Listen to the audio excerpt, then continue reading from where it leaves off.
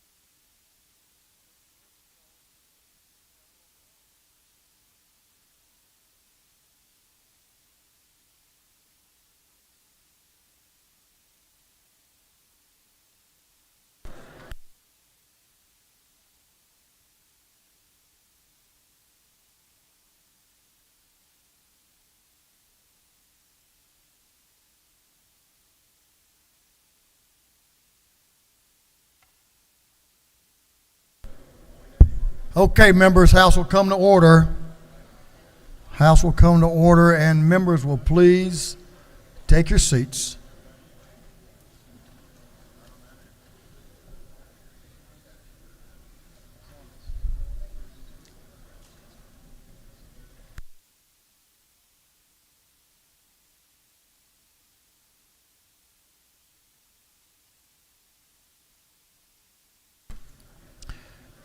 Chairman Hatchett, the chairman of the Appropriations Committee, is recognized for a motion. Thank you, Mr. Speaker. I move that this House disagree to the Senate substitute to House Bill 916. I'm going to repeat that one for clarification. Make sure I get it right, Mr. Chairman. Chairman Hatchett moves that this House disagree to the Senate substitute to House Bill 916. Mr. Clerk, will you read the caption? House Bill 916 to be entitled an act to make and provide appropriations for the state fiscal year beginning July 1st, 2024 and ending June 30th, 2025. Chairman Hatchett is recognized to explain the Senate substitute. Thank you, Mr. Speaker. The Senate finally passed HB 916, the FY25 budget, and we need to go to work. Was not the document you sent to them a perfect document? I believe it was, Mr. Speaker, but they didn't think so. We're going to get to work after one more move, I think, and definitely get a document that's perfect. Appreciate the chairman's work. On the gentleman's motion that the House disagree to the Senate substitute, is there any objection? Chair is noting the House has disagreed to the Senate substitute to House Bill 916.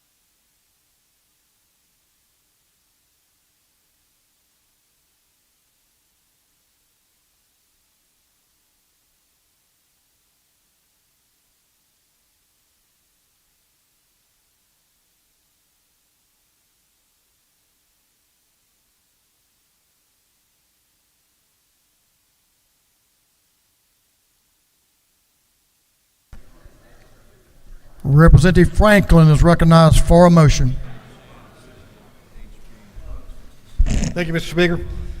I recommend that we move to agree to the Senate amendment as amended by the House.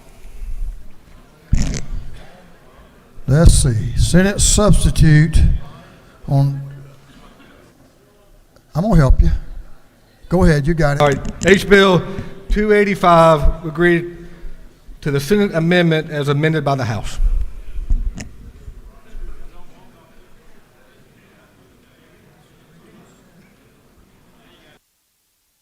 Okay, we're moving. The gentleman has moved that the House agree to the Senate amendment as amended by the House on HB 285. Mr. Clerk, will you read the caption? House Bill 285 to be entitled an act to amend Article 7 of Chapter 20, Title 47 of the Official Code of Georgia, annotated the Public Retirement System Investment Authority Law. Representative Franklin is recognized to explain the Senate substitute and the House amendment. Okay, thank you. So my original House bill was stripped in the Senate via a floor amendment and replaced with an investment measure and a bill to increase legislative retirement pay. What we've done here is amend the Senate amendment and replace the language with three important wildlife measures that were vetted and passed by our House committee on game, fish, parks, and overwhelmingly supported in the House floor.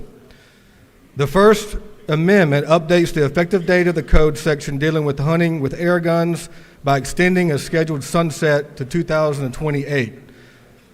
Second, the amendment makes the color fluorescent pink an acceptable color that can be worn while deer hunting. Third, the amendment updates language relating to catching catfish with a bow and arrow in Georgia rivers and lakes.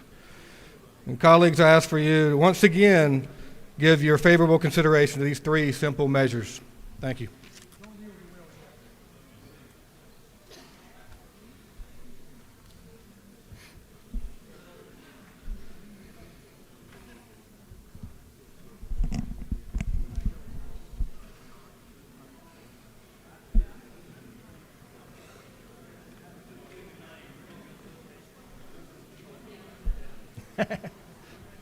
Yeah.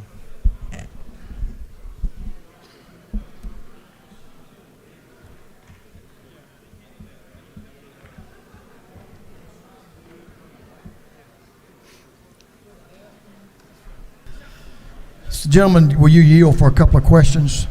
Yes, sir, I'll yield. Let's see. To your right, Chairman Meeks is recognized for a question. Thank you, Mr. Speaker. The gentleman yield. I yield. On section 5, line 60, you strike channel catfish and flathead. Can you explain the difference between those two species? I tell you what, I can't, but I imagine anybody that hunts these things and shoots them, they can. But thank you for that observation. It's a catfish. Representative Fry to your left, Representative Spencer Fry is recognized for a question. Does the gentleman yield? I yield. Isn't it true that I cannot wait to change all my hunting gear from orange, which is the color I hate, to bright pink, which is way more acceptable being from Athens? Absolutely. Thank you for bringing this. Thank you. I'm sorry, Representative Franklin, that's on me. You have no further questions. All right, well, thank you, Mr. Speaker. With that, I'll yield the will. Is there any objection to the adoption of the House amendment? Hearing none, the House amendment is adopted. On the gentleman's motion that the House agree to the Senate amendment to House Bill 285 as amended by the House, all those in favor will say yes, those opposed will say no, and the clerk will unlock the machine.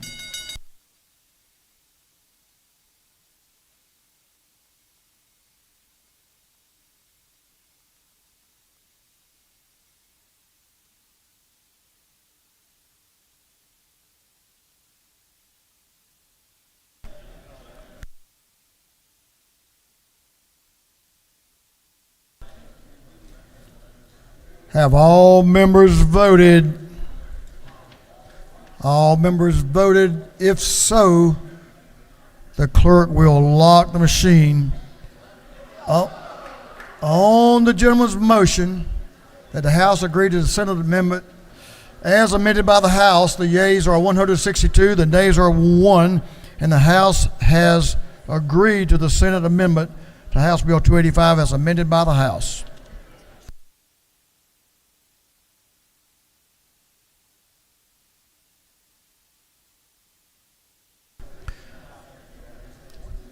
Representative Hilton is recognized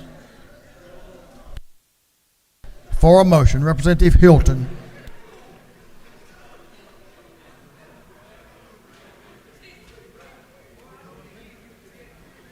The Senate substitute is amended by the House. Yeah. Thank you, Mr. Speaker. I make a motion to agree to House Bill 1122, Senate sub as amended by the House. Mr. Clerk, will you read the caption?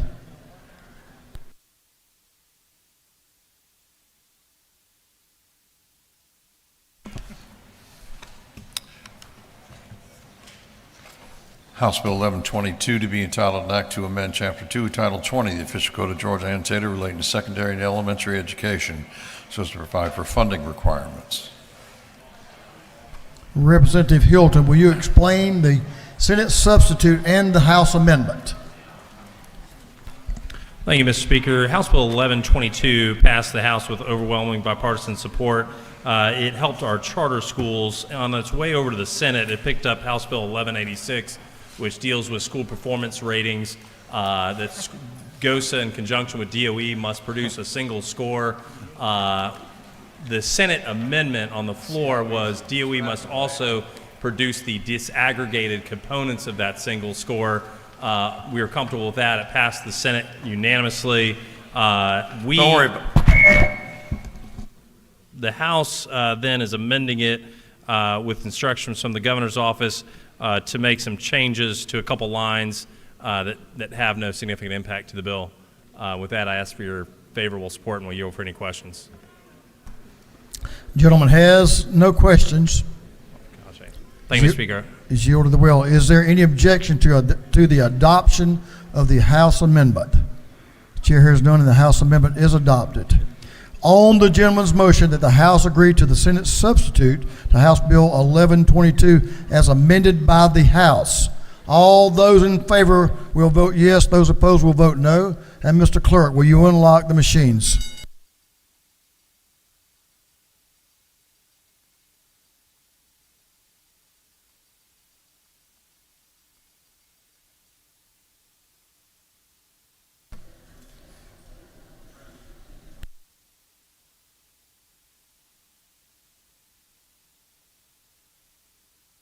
Have all members voted? All members voted.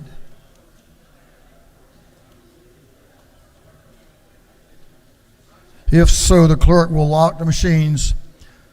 On the passage of House Bill 1122, agreeing to the Senate substitute as amended by the House, the yeas are 141, the nays are 24, and the House has agreed to the Senate substitute to House Bill 1122 as amended by the House.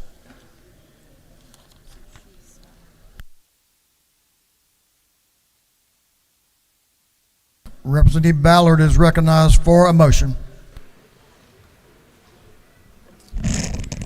Thank you, Mr. Speaker. I've got Senate Bill 464.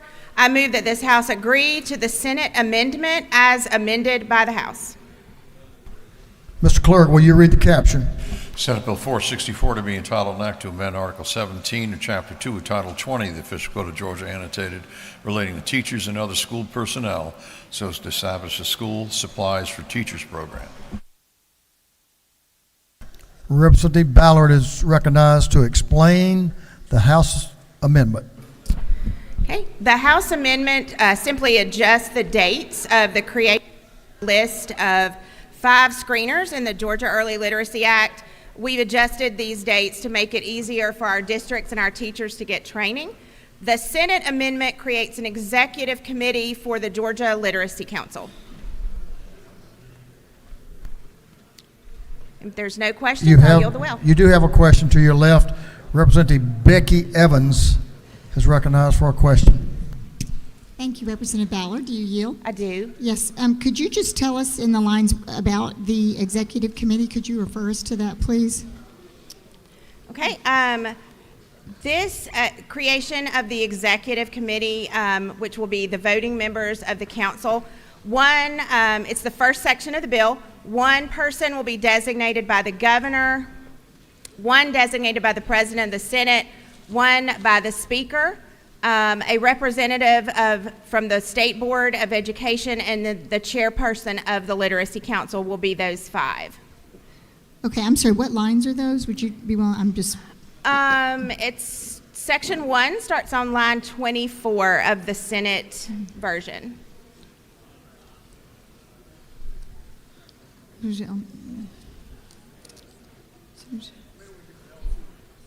I don't see. It's AM 490167.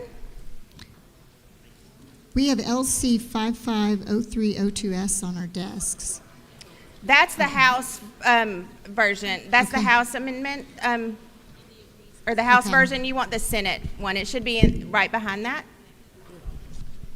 Thank you.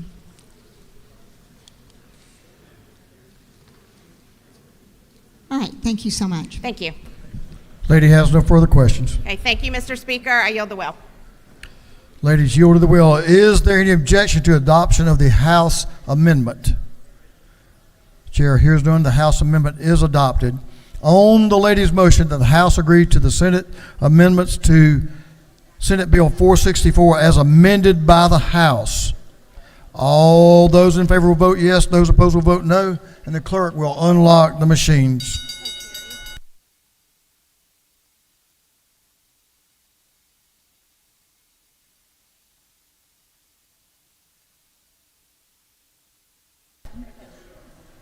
Have all members voted?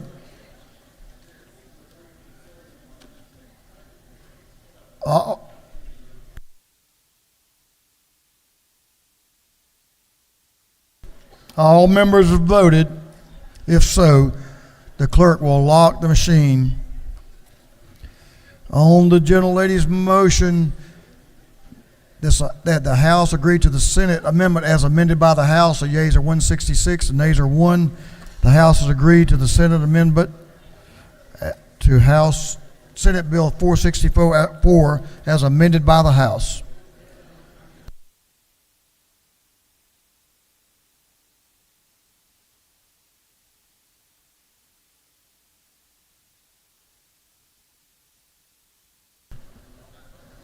Chairman Perkle is recognized for a motion. Thank you, Mr. Speaker. I make a motion this House agree to the Senate substitute of HB 51. Mr. Clerk, will you read the caption? House Bill 51 to be entitled, an act to amend Chapter 2, Title 20 of the Official Code of Georgia Annotated relating to elementary and secondary education, so as to authorize local boards of education to use vehicles other than school buses for the transport. Representative Perkle is recognized to explain the Senate substitute. Thank you, Mr. Speaker. So this is a bill that we passed unanimously in this House that allows school systems to transport students in something other than a school bus, given these conditions, wildly acceptable amongst school systems, small and large. Senate made one small change. It's in Section 1, provides that the GISA be an affiliate member of the National Federation of High Schools, as they have for over a decade. That's a good bill. Ask you to vote green. Thank you. Do you have a question? Yes, sir. Representative Park Cannon to your left is recognized for a question. Thank you, Mr. Speaker. Do you yield? Yes, ma'am. Can you tell us a little bit more about that organization? About the National Federation of High Schools? Yes, ma'am. This is the one that provides rulemaking and safety for intercollegiate so that a school can go and do athletics or debate in another state. Okay. Do you further yield? Yes, ma'am. Has that organization made any statements about gender in sports? You know, I wouldn't rightly know that.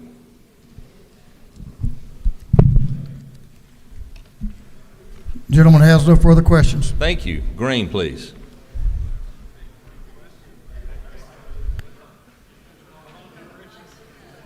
He's a farmer, you can tell. On the gentleman's motion that the House agree to the Senate substitute to House Bill 51, all those in favor will vote yes, those opposed will vote no. And Mr. Clerk, will you unlock the machines?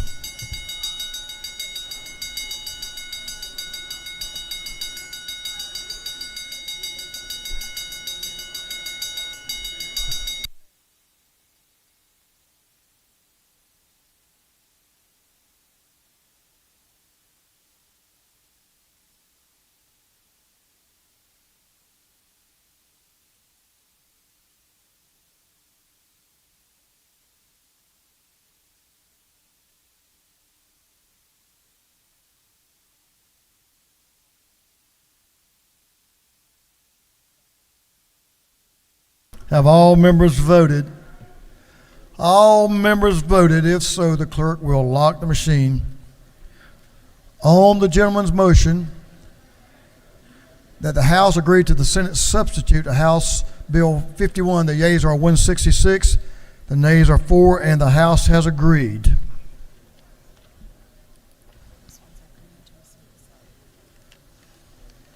Representative Brad Thomas is recognized for a motion.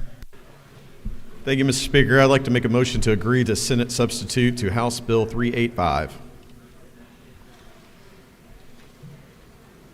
Clerk will read the caption. House Bill 385 to be entitled an act to amend Title 47 of the Official Code of Georgia Annotated relating to retirement and pension so as to add appropriate references to the United States Space Force. Representative Thomas is recognized to explain his motion. Thank you, Mr. Speaker. The reference to the Space Force Reserve was removed from the bill. The Space Force will not have a reserve component, otherwise the bill is exactly the same. With that, I'll take any questions. Gentleman has no questions. All right. May the force be with you all. I yield the well. Thank you. On the gentleman's motion that the House agree to the Senate substitute to House Bill 385. All those in favor will vote yes. Those opposed will vote no. And the clerk will unlock the machines.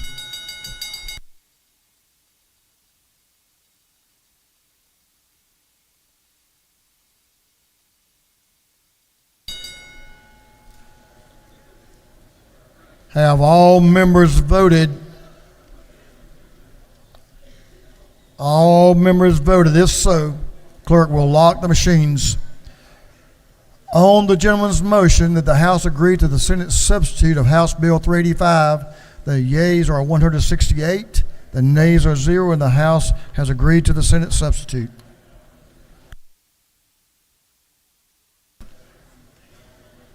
Chair recognizes Chairman Carpenter for a motion. I come to ask that we agree to the Senate substitute for House Bill 404. Mr. Clerk, will you read the caption? House Bill 404 to be entitled an act to amend Chapter 7 Title 44 of the Official Code of Georgia Annotated relating to landlord and tenant so as to provide for a duty of habitability for certain rental agreements. Representative Carpenter is recognized to explain the House's agreement. Thank you, Mr. Speaker. I come before you today with a very important piece of legislation that this body passed out last year. There may have been one no vote, but I think it was pretty close to unanimous. For the first time in Georgia Code, we're going to put fit for human habitation for the rights of tenants across the state. It's an important issue brought to light with the AJC and the dangerous dwellings, and really important piece of legislation that our Speaker and Majority Leader Efstration helped move through the House. Got it over to the Senate last year. You know, politics are politics, but today we're here to vote on a substitute that made a big change to it. It added a year because they held it a year, so I appreciate your favorable consideration on it. Gentlemen, yield for a question. This would be a good one. Yes, sir. Representative Yasmin Neal, to your left, is recognized for a question. Whoa, I never even looked that far. I got a crick in my neck. Does the gentleman yield? Yes, ma'am. Is it not true that I worked on this bill in conjunction with the Speaker of the House? And I want to say thank you so much for the work that we were able to do together. And I'm so glad to see it back. I urge our colleagues to say yes. Thank you for your work on this legislation as well. Yeah, it's a great piece of legislation for all Georgians. And I yield the well. Mr. Chairman, is this the Safe at Home Act that you work so diligently on? And any numbers of members, including Representative Yield, is so important to Georgians all over this state? Yes, sir. No doubt about it. I mean, we always try to say Georgia's the best place to work and play, but sometimes for some folks it's not the best place to live. And so this legislation will move that ball forward so we can protect Georgia renters. And I appreciate your help on this legislation. Thank you for your persistence, Mr. Chairman. On the gentleman's motion that the House agree to the Senate substitute to House Bill 404, all those in favor will vote yes. Those opposed will vote no, and the clerk will unlock the machines.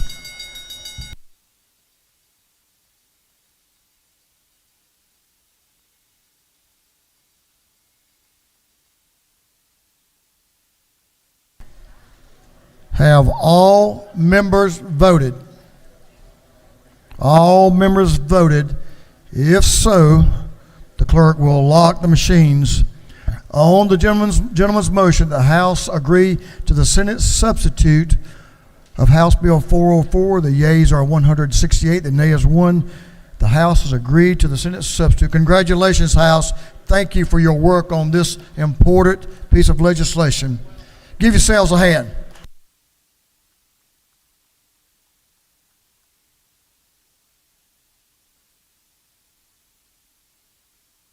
Chairman Chuck Martin is recognized for a motion.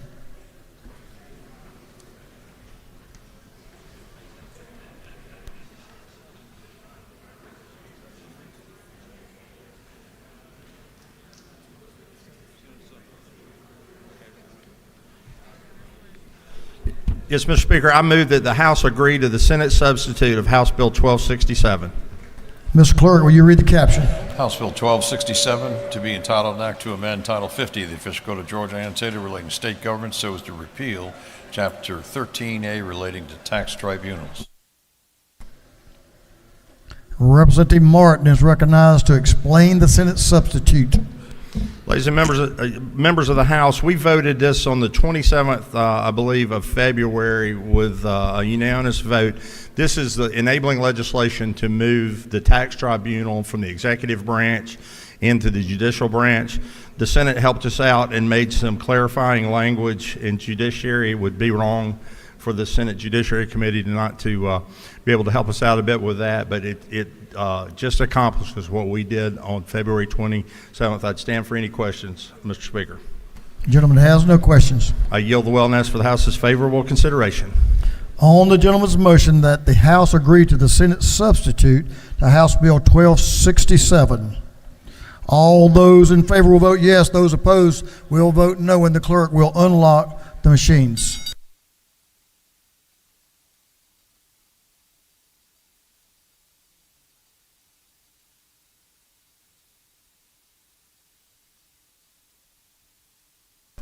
Have all members voted? All members voted.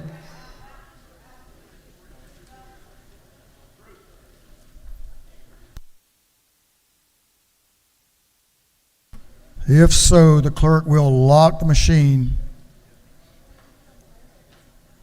On the motion to agree to the Senate substitute to House Bill 1267, the yeas are 170, nays are 0, and the House has agreed to the Senate substitute of House Bill 1267.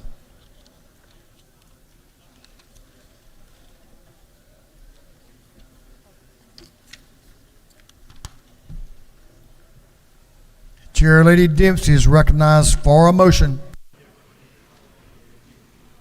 Thank you, Mr. Speaker. I make a motion to agree to the Senate substitute to HB 1344 as amended by the Senate. Mr. Clerk, will you read the caption?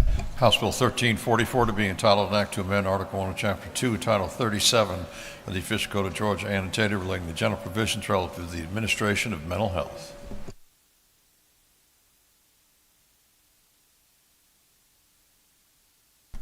Representative Dempsey is recognized to explain the Senate substitute.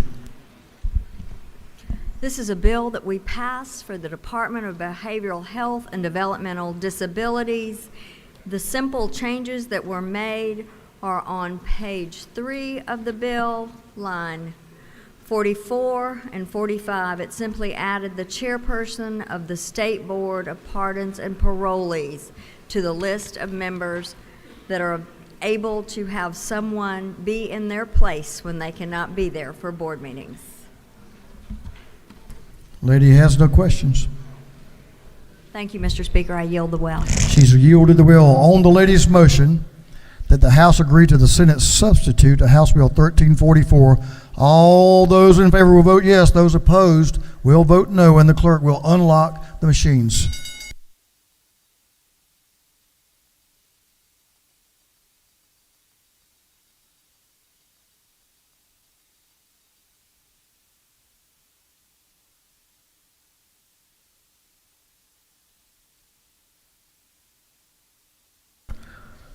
Have all members voted?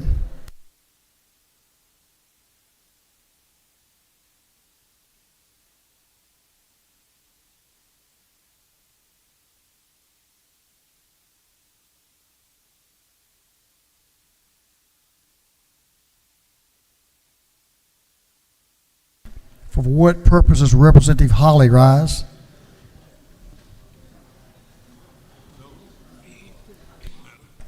He waits.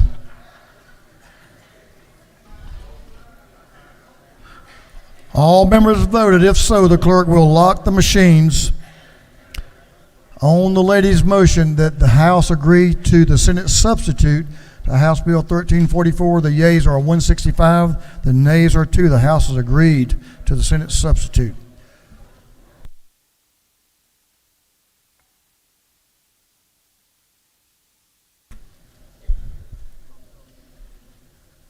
Okay, members, if you're close to your seats,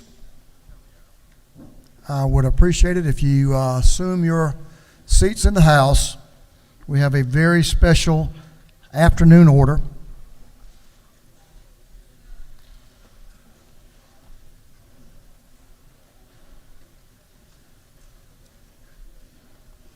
If there are many members in the ante room that may need to come back into the chamber, now would be the appropriate time.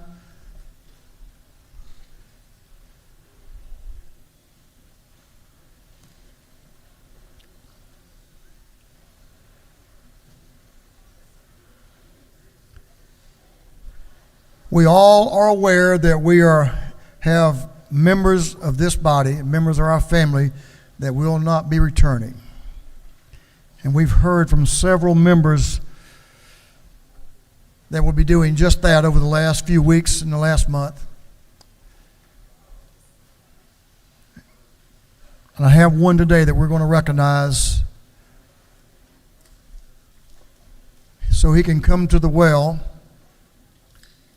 tell us about some memories, and talk to us about the future.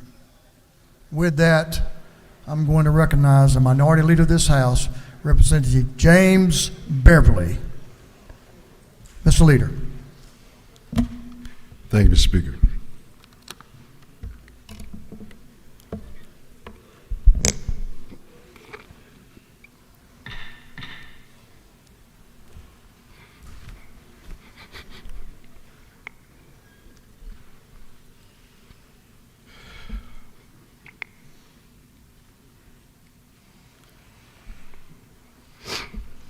Representative Beverly, I want to thank you for your service to this state.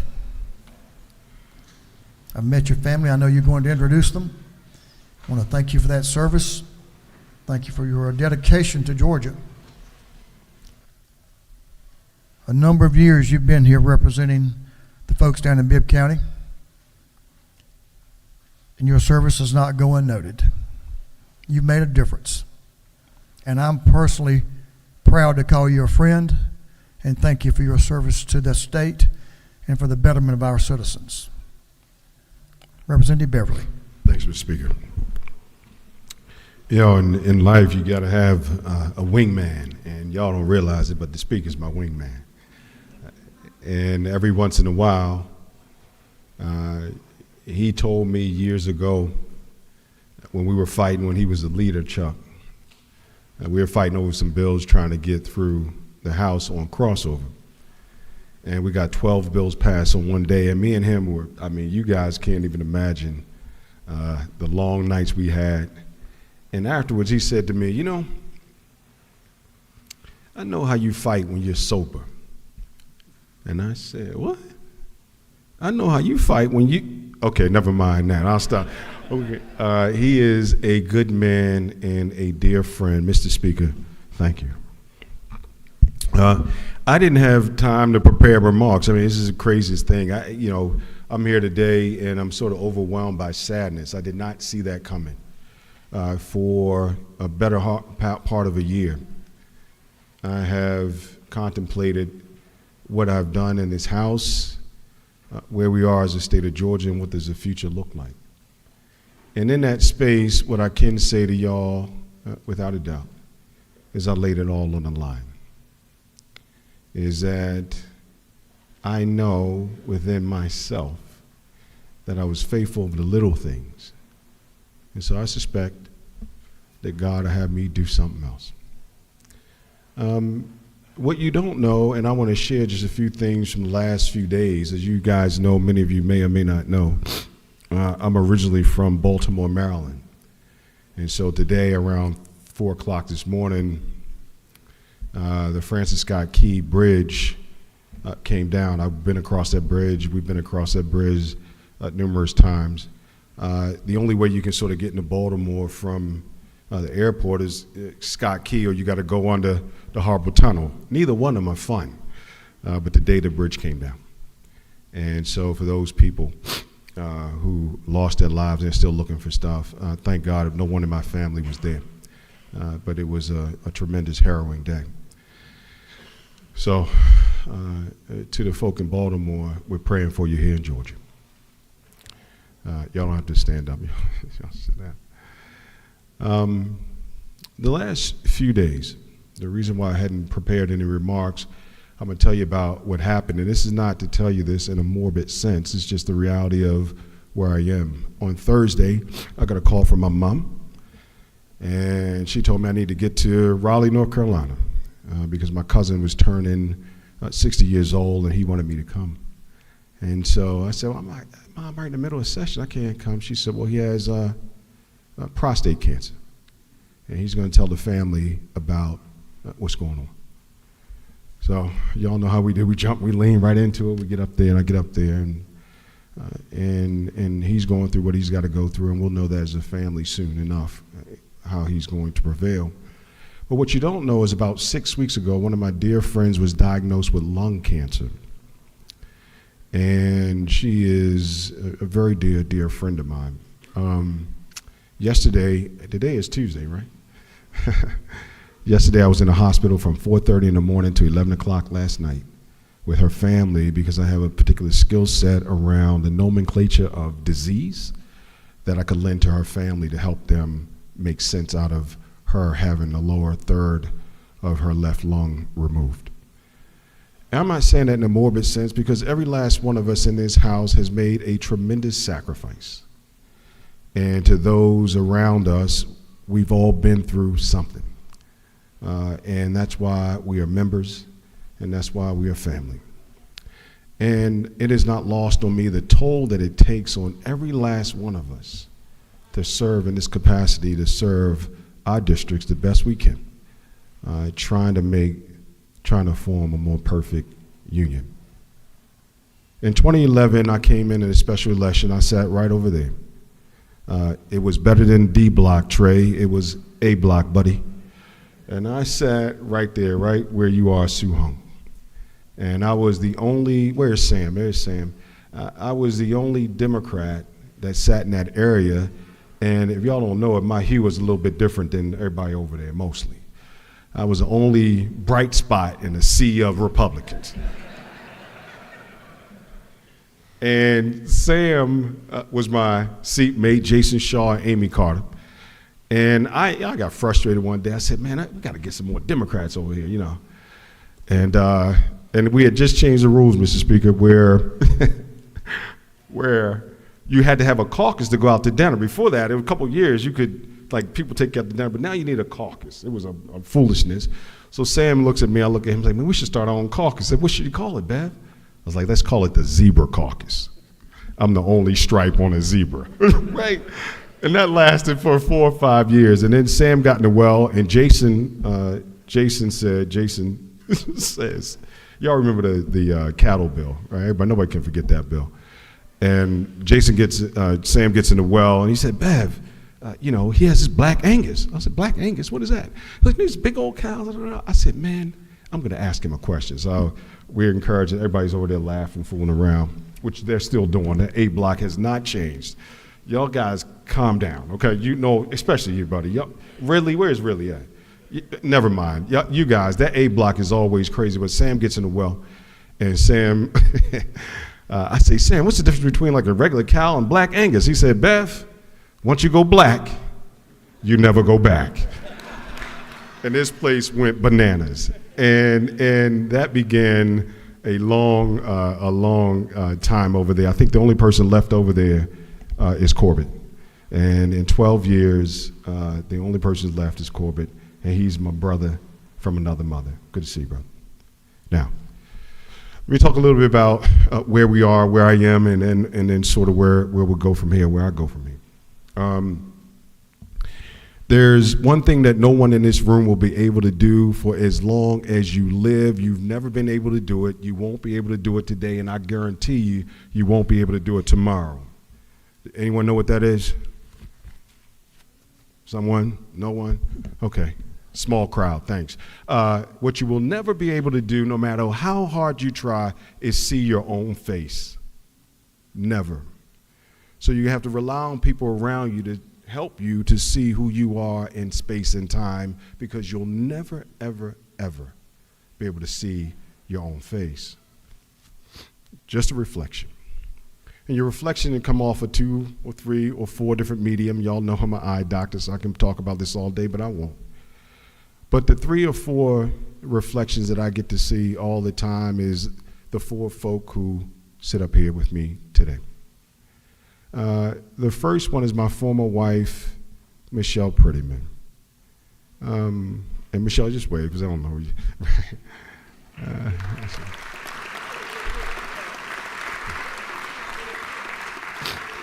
Look, Al and Billy was like, how you messed that up? I said, y'all know me. Like, yeah, that makes sense. But Michelle said to me, maybe about 6 or 7 months ago, she said, how are you doing? I said, I'm doing all right. And she lives in New York. She's a professor at Fordham, African-American studies. She's a big-time professor in the whole film stuff. She was in South Africa, something like this. Anyway, she's doing wonderful things. But she said, how are you doing? I said, I guess I'm doing all right. She said, you still want to do this? And I couldn't come up with a why. Like, why are you continuing to do this? And I said, well, just talk to me straight. What do you think? She said, it might be time for you to come home. Then my kids started. Hey, Dad, how you doing? Micah, go ahead, raise your hand. Micah finished Morehouse a few years back.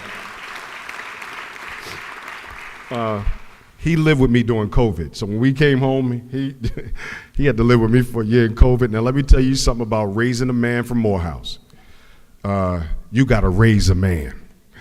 And I would say, hey, Micah, it's time to wash the dishes. Look, there you go. L, y'all know the ones. Roger, Bruce. He would never wash the dishes until I had to, but it's fine. He's now a man. He works at Meta. My daughter, Maya, graduated from NYU. Maya, raise your hand. Maya is a ceramicist, whatever, right? So she's an artist, and she has shows, and we went to New Mexico last year. She sold a trinket for like $5,000. I was like, what? What am I doing with my life, Mr. Speaker? These talented kids. And then my son, Jacob, he graduated from Temple 2 years ago. And yeah, he's a good man. He graduated, the day after he graduated, he got a $9,000 scholarship. What? So Michelle and I are like, well, that's our money. He was like, hey, Dad, I got to still pay for rent. I was like, that's your money. And so he's a very wise, smart kid, and I love him. What y'all don't know is when they were growing up, I would go to the eye doctor office to my practice, and every Saturday we would have Dr. Beverly's lesson for the kiddies. And he reminded me of that just a few days ago. And he said to me something that was very profound, which I never would have thought he would say this about me, or my kids would think this about me, because I'm just being a dad. He said, Dad, you have lived your life in a way that sometimes when I get in trouble, I ask myself, what would my dad do? And it makes me go in a direction where I'm following my true north. And that's profound. So thank you, Jacob. With my family, y'all have become my extended family. There's nothing I can do about that. I can't change it. I can't rearrange it. It is what it is.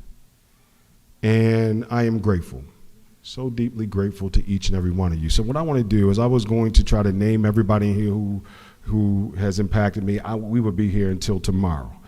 And so, Mr. Raleigh, I'm going to ask you to no, I'm just kidding, do a roll call vote. No, here's what I want you to do. I want you to think for just a moment. If you have impacted my life, and I'm going to go through a couple categories, just if you've impacted my life, just acknowledge in yourself, I know I've impacted him. Now, this is for my friends and my enemies alike, right? And it's enemies, but it's political, so it's not really long term, I hope.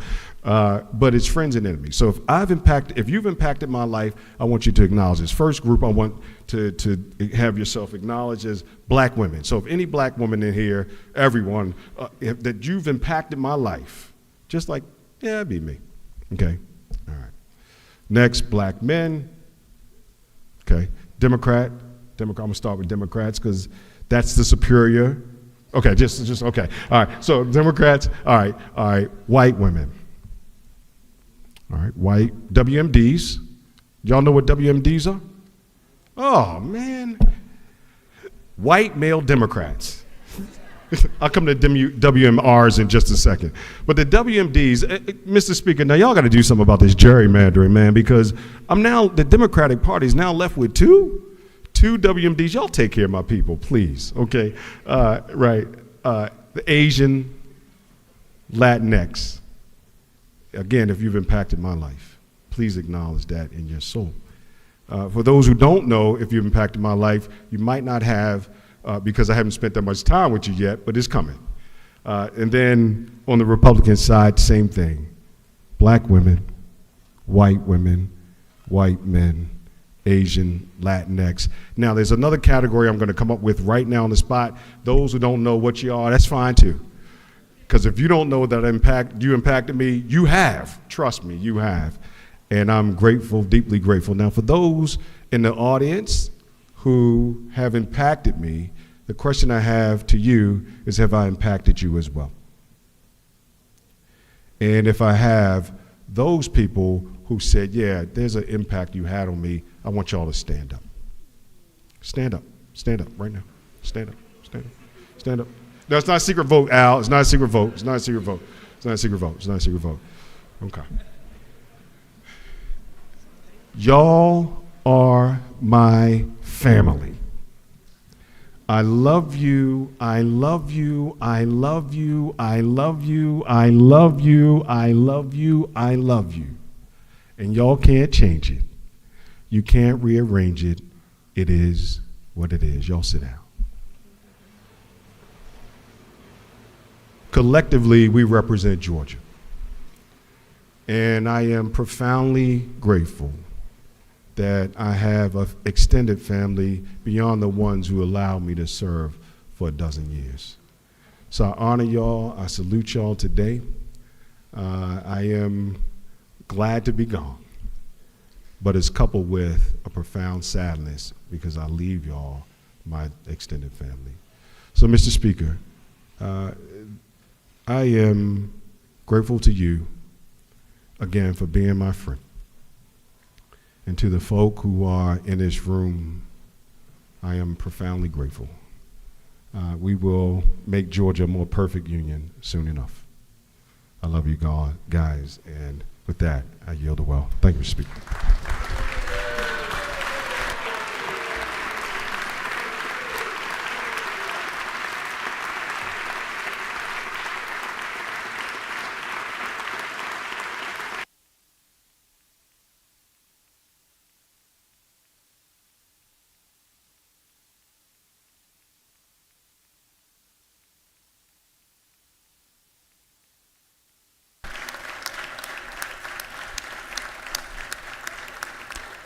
Mr. Leader, if you'll join me just for a second. You know I don't like to take pictures.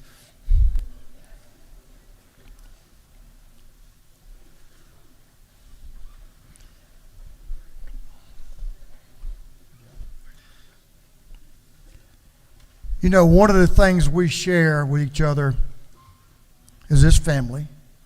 But one of the other things that I've found, and many of you have found, as you've traveled around this state to visit with members in their communities. For me, that's what it's about, is my community. And you can view that from the larger sense of our country and our state, but the people we represent. And the knowledge about those folks, the knowledge about their issues, and the vision you have to solve those issues. I've had the privilege to be in James's community. and to understand and listen to him and know that he understands. He cares very deeply about the issues in his community. But I also know he cares very deeply about the issues across our state. For me, that's the measure of a person. They understand and are willing to look deeply and honestly into the issues that impact the people they care about, their neighbors. And I just want to thank Leader James Beverly for his caring for his neighbors, for his desire to make their lives better. And I'll just tell you, I think you have. Thank you for your service to Georgia. We look forward to the remainder of today and day 40, and certainly to your service for the remainder of your term. Thank you for your service. Thank you for your friendship.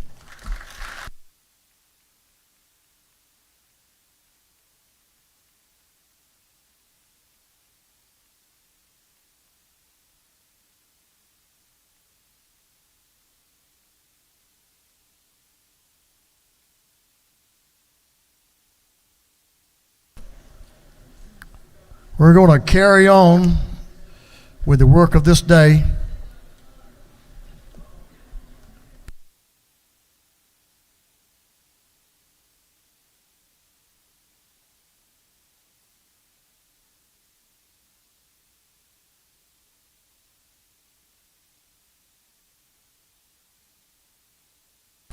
You can come down and we'll greet the leader for a few minutes, and then we'll get started up here again.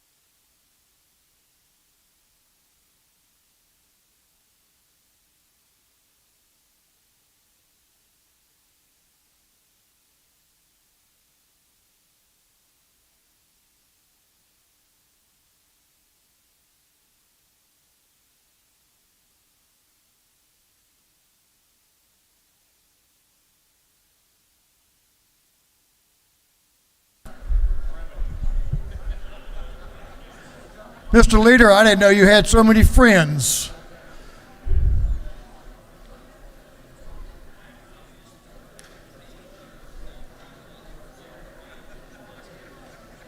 To the Beverly family, we appreciate y'all being here. Thanks for coming down for your dad. I know he appreciates it.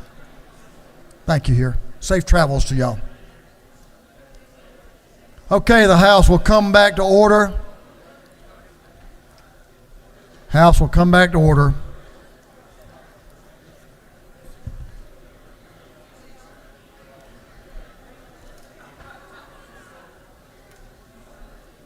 I think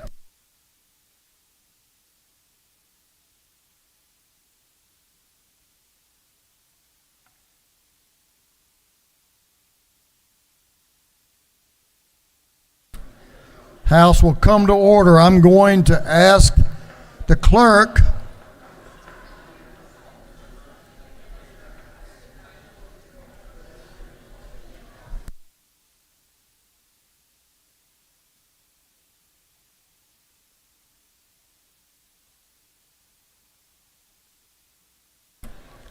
members will please take your seats. Thank you for greeting Leader Beverly and his family. Members will please take your seats. Mr. Clerk, let's take a shot at it. Why don't you read the caption to Senate Bill 37, SB 37.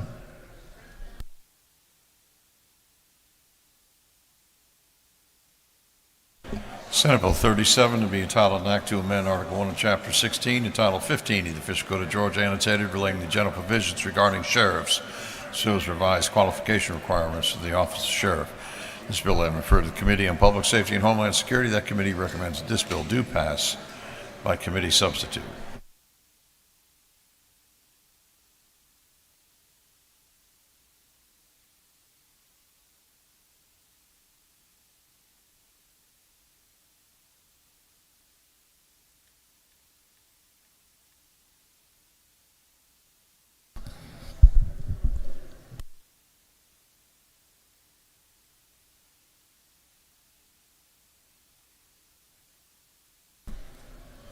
Chairman Collins is recognized to present the bill. Mr. Speaker, I bring to you the substitute to Senate Bill 37, a very simple piece of legislation that we have changed a little bit in the House, in the Public Safety Committee.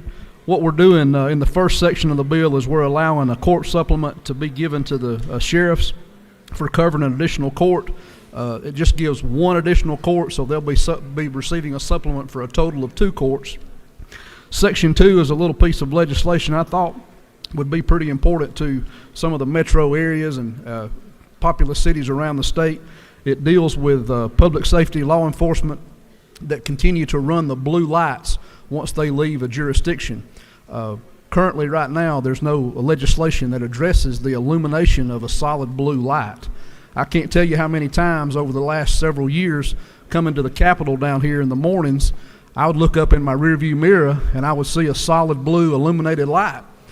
And I did what I was supposed to do and what I was trained to do. I got over, only to see that the law enforcement person who was driving into their jurisdiction was just on their way to work, or maybe they were coming home.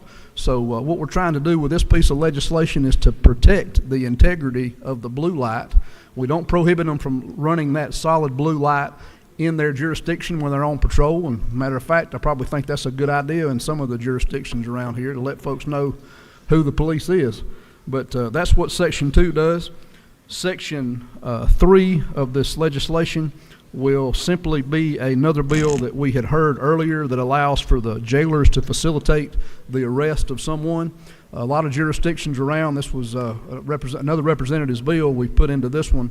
A lot of jurisdictions around are having problems with someone who goes to the jail to turn themselves in for a charge, and they're having to radio and get personnel off of the patrol to come and take these folks into custody. This just simply gives jailers the ability to do that. They can also take someone into custody who has violated a law who is already in jail. So it really helps our public safety. And Mr. Speaker, that's all the bill does, a good piece of legislation that we have changed since it came over from the Senate.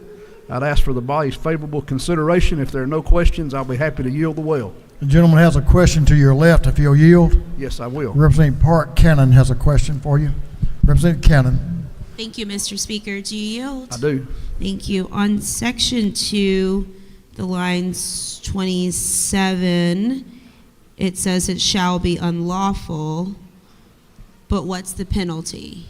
What's the... Well, most of these situations where you're dealing with someone who is running a blue light or a red light or an orange light, and it's in violation of the code section, the Department of Public Safety is the one that deals with that. Okay. Do you further yield? I sure do. So can you clarify what would be the penalty for doing this unlawful act? I would assume that the Commissioner of the Department of Public Safety would take a look at a complaint if it was filed by an individual or by another agency or by a group of people and take the appropriate action he deems necessary to facilitate remedying the situation. Okay. And do you further yield? Yes, ma'am. And for the section 3 with the jailers Yes, ma'am. having additional arrest powers, Right. who do those arrest powers currently live with? Well, currently you have jailers who are post-certified, and they are inside the jail. This just allows post to allow those folks to take those people into custody, and it's just a post-certification that's going to be changed to allow for that. And it's inside the guard line too. So these jailers are not out patrolling. These are just people that are working in our jails throughout the state. Okay, do you further yield to clarify? Yes, ma'am. So you're saying that this provision is necessary because, why? Well, I'm trying to this- get some clarity this- here this on pr- who this- the powers currently live with. This particular section of the bill is necessary because currently, right now, jailers cannot initiate an arrest. So if you have a jailer who has been to school, they've got training, and they're working inside a jail, they're working the counter at the jail, someone comes in and says, hey, I have an arrest warrant out for me right now, and I want to turn myself in. Well, that jailer is responsible for, looking after those prisoners in the jail system. They cannot initiate an arrest now. So what this will do will allow them the power to do that. Thank you for the clarity. So who does the arrest power currently live with? Is that the sheriff or? That's the sheriffs and the Thank you. deputies, That those was the kind of things. question. Yes. Thank you for These answering. these people are still deputies. They're just jailers. Thank you. Gentleman has another question to his left I think will be helpful. Yes. Chairman Tyler Paul Smith is recognized for a question. To my friend from the city of Gold, do you yield for a question? To my friend from Haralson County, I most certainly do. Thank you, sir. Is it not true that the official code of Georgia has default provisions for fines and sentencing for both misdemeanors and felonies in this state? I believe the gentleman knows of what he speaks. Thank you. Representative Gullett, who sits right behind you, I think, has a question, if the gentleman will yield. Gentleman, yield. To my friend from Paulding County. Thank you, Chairman. I just want to say thank you for this bill. Is it not true that not only has my county asked for this, one of my jail administrators, as far as the jailing arrest powers, is so important to our communities, but especially important to the smaller communities throughout the state. In my county of about 185,000 people, is it not true that we have only 4 deputies at any given time in a jail? And so when things arise inside the jail, or people surrender themselves to the jail, deputies are called from off the street oftentimes to handle those situations. Is that not true? As usual, the gentleman knows of what he speaks. Thank you for the bill. Gentleman has no further questions. Thank you, Mr. Speaker. I would yield the well and ask the body's favorable consideration to the updated version of Senate Bill 37. Gentleman has yielded the well. Thanks for the explanation. Is there any objection to the previous question being ordered? The chair hears none. The previous question is ordered. Is there any objection to adopting the committee's substitute? Chair hears none. The committee's substitute is adopted. Is there any objection to agreeing to the report of the committee, which was favorable to the passage of the bill? Chair hears none, and the report of the committee is agreed to. Shall this bill now pass? All in favor of the passage of the bill will vote yes. All those opposed will vote no, and the clerk will unlock the machines.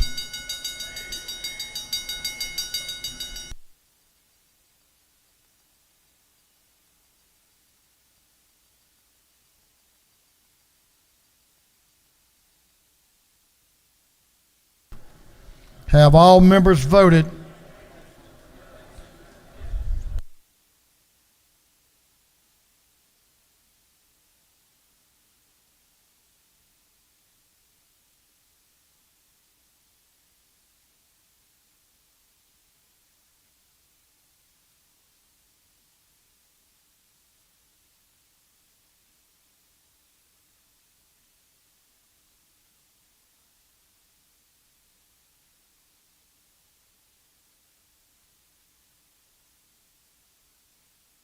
Have all members voted?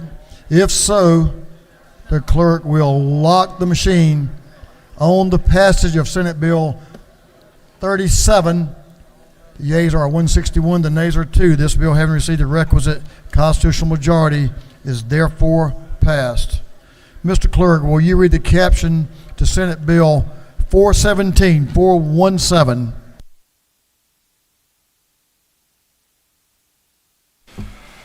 Senate Bill 417 by Senator Albers, the 56th, Robertson, the 29th, and others to be entitled an act to amend Code Section 8.2.106 of the Official Code of Georgia annotated relating the reporting of accidents relative to elevators, dumbwaiters, escalators, and man lifts.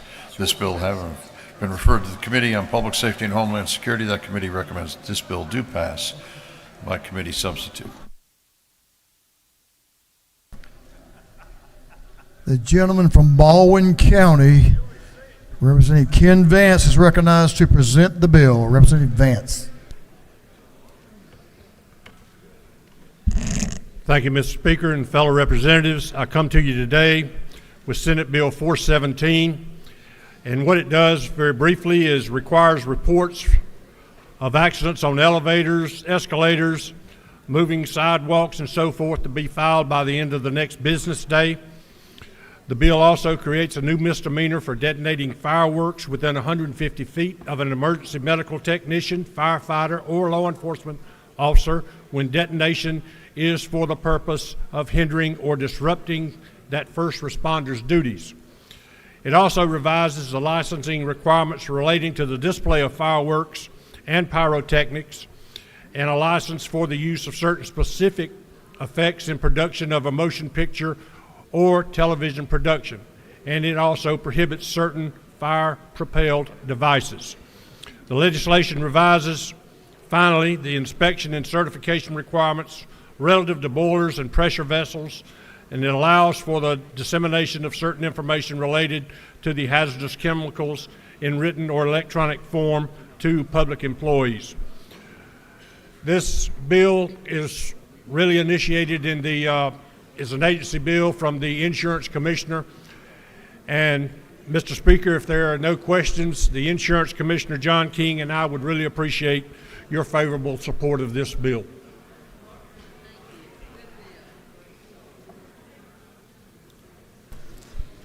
Gentlemen, yield. Yes, sir. Representative Jasmine Clark to your left. Representative Clark has a question. Thank you, Mr. Speaker. Does the gentleman yield? Yes, ma'am. So I know you said that this bill does talk about fireworks displays, like public fireworks displays.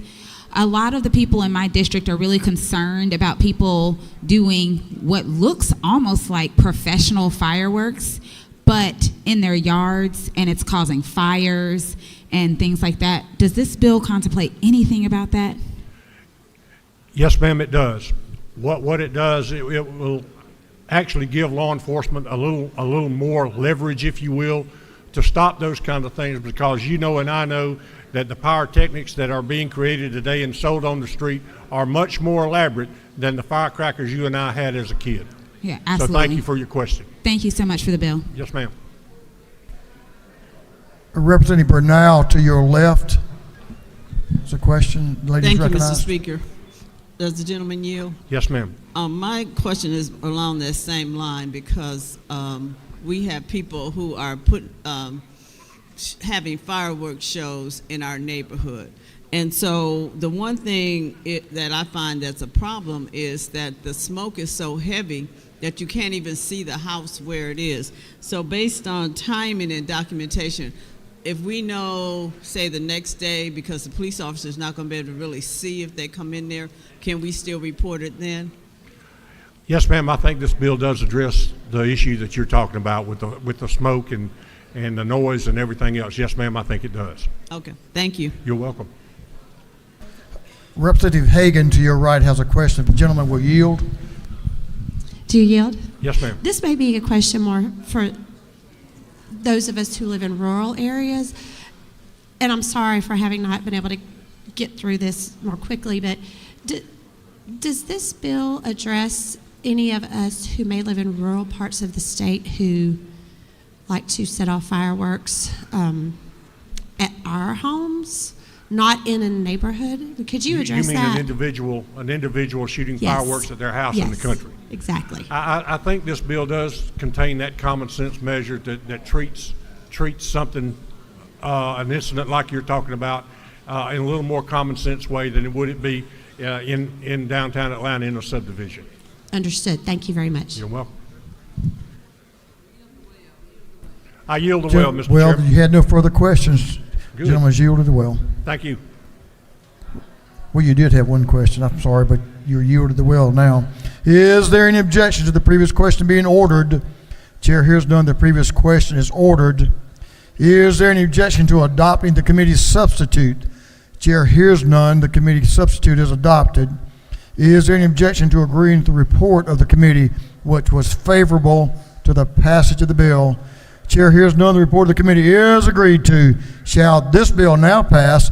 All in favor of the passage of the bill will vote yes. All those opposed will vote no, and the clerk will unlock the machine.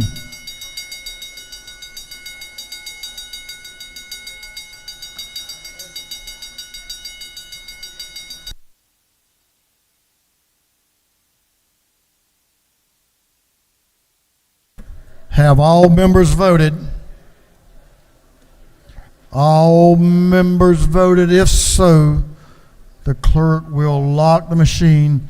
On the passage of Senate Bill 417, the yeas are 157, the nay is 2. This bill, having received the requisite constitutional majority, is therefore passed. Mr. Clerk, will you read the caption to Senate Bill 358? Senate Bill 358 by Senator Burns, the 23rd, Gooch, the 51st, Robertson, the 29th, and others, being entitled an act to amend subpart 1 of Part 1 of Article 2 of Chapter 2 of Title 21 of the Official Code of Georgia Annotated relating to State Election Board so as to remove the Secretary of State from the board. This bill having referred to the Committee on Governmental Affairs, that committee recommends that this bill do pass by Rules Committee substitute.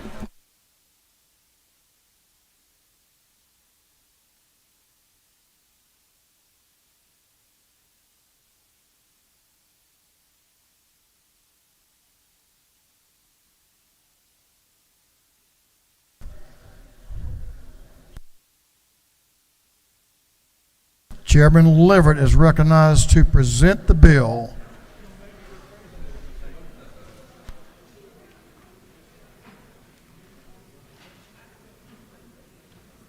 Chairman Leverett. Thank you, Mr. Speaker. Thank you for waiting. Ladies and gentlemen of the House, I'm asking your favorable support for Senate Bill 358. Despite the title, this bill no longer deals with elections, but instead is a department bill for the Ethics Commission. It makes some changes to filing deadlines and schedules for reports within the jurisdiction of the Ethics Commission, which, as you know, was formerly the Government Transparency and Campaign Finance Commission. So what the bill will do, not this year, but next year, is it will standardize reporting dates for every single candidate, office holder, and incumbent in the state. All reporting dates will be the same for every office every year: January 31, April 30, July 31, and October 15. Local filers, county commissioners, city council members, board of education members, will continue to file locally until through December 31, 2025, and then they will start filing disclosure reports with the commission. The reason for this is some of the local filing officers have been giving wrong advice and information to candidates. They also are not turning in the candidates who are late. And so it's sort of creating two different systems, and we're trying to make that more uniform.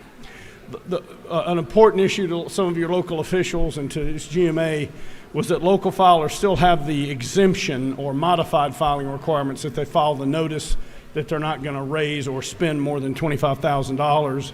And if it's $2,500, and if it goes from $2,500 to $5,000, there's a modified filing requirement. We're also putting PACs on the same schedule, and they now have to have a separate bank account like candidates do. We also are trying to make the schedule for failed candidates and office holders to be the same, that January 31, April 30, July 31, and October 15. Currently, there's some different requirements depending on whether you retire or run and don't win, and we're trying to just make everything more uniform so it's easier for the commission, and it's also easier for the public to keep up with and find the reports that have the relevant information. Personal financial disclosure statements also will be due at the same time every year, April 1, no more 15 days after qualifying or by July 1. So there's one date to remember every year for your personal financial disclosure statement. Statewide constitutional officers have a personal financial disclosure statement that will change somewhat because it'll give a little more detail about ranges of various investments. And finally, for lobbyists, we're also trying to make their filing more uniform. Right now, there's different filing frequencies depending upon what kind of lobbyist you are and what entity you lobby. We're just making it now they have to file a monthly report. So we think this will make it easier for us, easy for the lobbyists, easy for everybody, including the public, in trying to access this information. Again, it will not take effect until next year, so don't think it would apply this year, but we think it'll just make the information a lot more accessible to everybody. So that is the bill, Mr. Speaker, and I'll yield for questions. The gentleman has no questions. Thank you, ladies and gentlemen. I would ask your favorable consideration of Senate Bill 358. Gentleman has yielded the well. Is there any objection to the previous question being ordered? Chair hears none. The previous question is ordered. Is there any objection to withdrawing the committee substitute?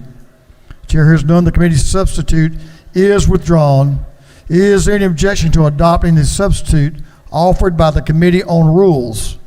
Chair hears none. The Rules Committee substitute is adopted. Is there any objection to agreeing to the report of the committee, which was favorable to the passage of the bill?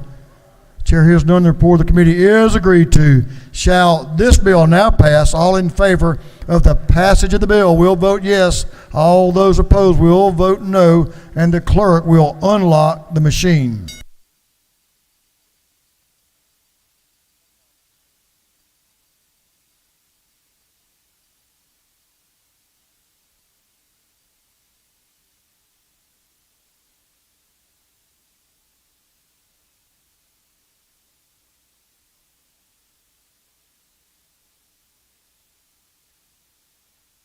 Have all members voted? If so, the clerk will lock the machine on the passage of Senate Bill 358. The yeas are 166, the nays are 0. The bill, having received the requisite constitutional majority, is therefore passed. Mr. Clerk, will you read the caption of Senate Bill 341? 341. Senate Bill 341 by Senator Kirkpatrick of the 32nd and Bass of the 28th and others, to be entitled an act to amend various titles of the official code of Georgia annotated so as to revise committee names to repeal provisions relating to inactive boards, panels, authorities, centers, and commissions. This bill has been referred to the Committee on Governmental Affairs. That committee recommends that this bill do pass by Rules Committee sub. Representative Hilton is recognized to present the bill. Representative Hilton. Thank you, Mr. Speaker. Members of this august body, I'm here to present to you Senate Bill 341. The crux of this bill is Senate Bill 23 that we passed the House and the Senate last year. It came up just a bit short as the governor actually vetoed it. That section he vetoed is not in this bill. This bill removes old boards and commissions that are no longer active or in place. The second component of this bill removes pre-filing, and we talked a little bit about that last year. And then the third component of the bill makes administrative changes to the Legislative Services Committee. And so with that, Mr. Speaker, I'll stand for any questions. Gentleman has a question. If you'll yield for Representative Nulowitz to your left. I think you know where she sits. Thank you. Does the gentleman yield? Yes, I do. I just wanted to clarify, does this legislation change anything about the maximums that can be contributed to a candidate in a county or municipal campaign? That's a question that I got from somebody back at home. Oh, I don't believe it does, no. I didn't think, thank you. Yes, thank you. I want to clarification. You have no further questions. Thank you, Mr. Speaker. I yield the well. Gentleman's yielded the well. Is there any objection to the previous question being ordered? Chair hears none. The previous question is ordered. Is there any objection to withdrawing the committee substitute. The chair hears none. The committee's substitute is withdrawn. Is there any objection to adopting the substitute offered by the Committee on Rules? Chair hears none. The Rules Committee substitute is adopted. Is there any objection to agreeing to the report of the committee, which was favorable to the passage of the bill? Chair hears none. The report of the committee is agreed to. Shall this bill now pass? All in favor of the passage of the bill will vote yes. All those opposed will vote no, and the clerk will unlock the machine.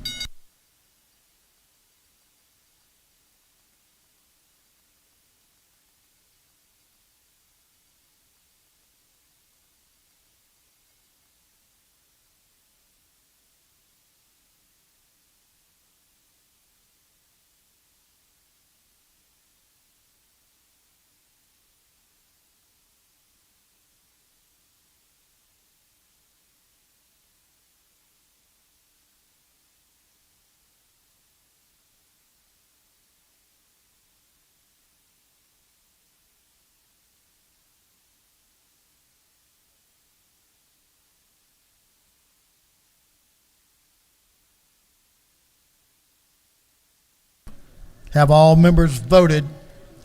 All members voted. If so, the clerk will lock the machine.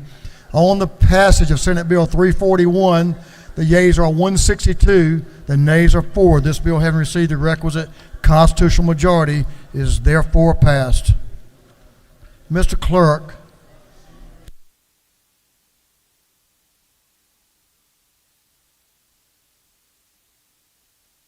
Mr. Clerk, will you read the caption to Senate Bill 384? 384. Senate Bill 384 by Senator Hickman of the 4th, Albers the 56th, Beach of the 21st, and others, being entitled an act to amend Chapter 19 and Title 45 of the Fiscal Code of Georgia annotated relating to labor practices relative to public officers and employees so as to provide for the development and administration of the state of Georgia as a model employer program. This bill will be referred to the Committee on Industry and Labor. That committee recommends that this bill do pass by Rules Committee substitute. Gentleman from down in Bullock County, Representative Lehman Franklin, is recognized to present the bill. Representative Franklin. Thank you, Mr. Speaker. Colleagues, I want to take a moment before presenting this just to mention that Charlie Miller, a lot of you know him. He's been working on this for a couple of years now, and if you don't know him, or those of you that do know him know he's a man of great character. His father was Butch Miller, which was a car dealer with me, and I've known him for many years, so it's really an honor for me to be able to present this to you today. But the way this came about was it was a result of a Senate Workforce Study Committee from last year, and they were digging into how they could create more of a workforce environment for Georgia, and what they discovered was, according to the Georgia Council on Developmental Disabilities, Georgia has close or over 150,000 working age men and women with disabilities, and out of that number, only 20,000 are currently working. So what this bill does is an effort to utilize that workforce to be able to allow them to come back to work. And what the bill does is it support state agencies through GAIN, the Georgia as a Model Employee Program, to utilize this talented pool by giving them the resources to recruit, hire, train, and retain these qualified individuals. This will be implemented and developed by the state ADA coordinator, an office that is already in existence, so it won't be creating a new one, by requiring them to submit a report on or before September of each year outlining data on training, accommodation and to assistance, recruiting, and retention. And through this report, we will utilize the best practices to help more of these individuals to be able to join the workforce. So this is a great bill. It's one you can really get behind and feel good about voting a yes on. And Mr. Speaker, if there's no further questions, I'll yield the will.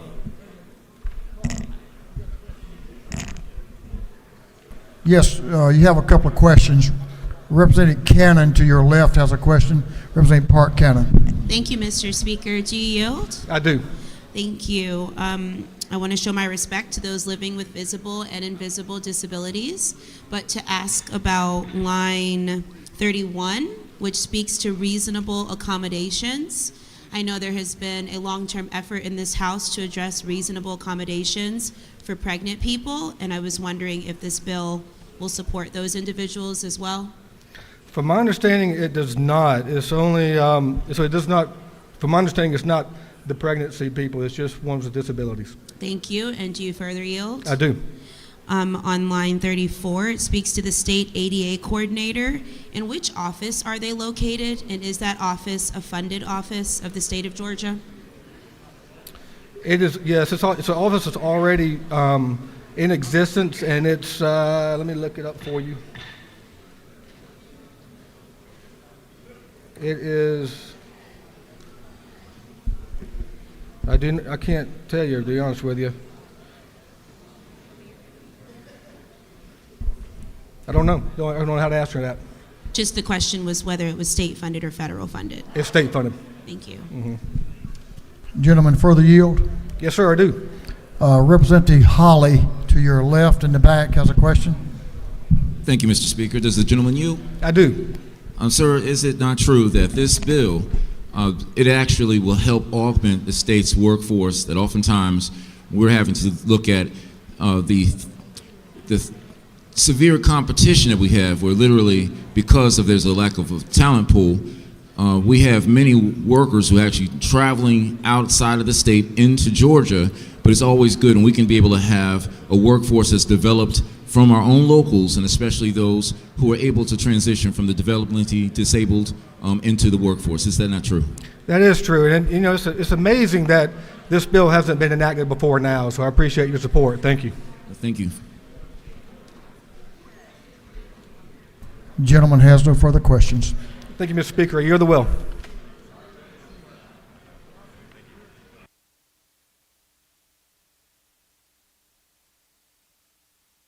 Is there any objection to the previous question being ordered?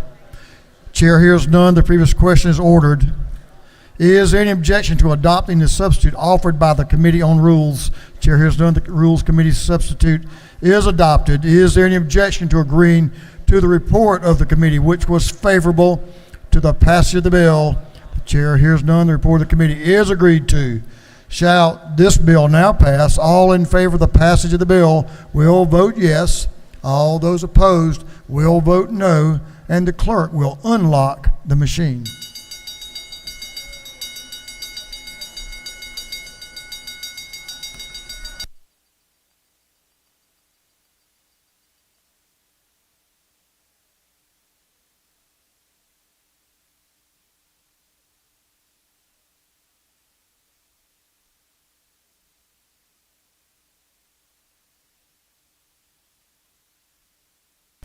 Have all members voted?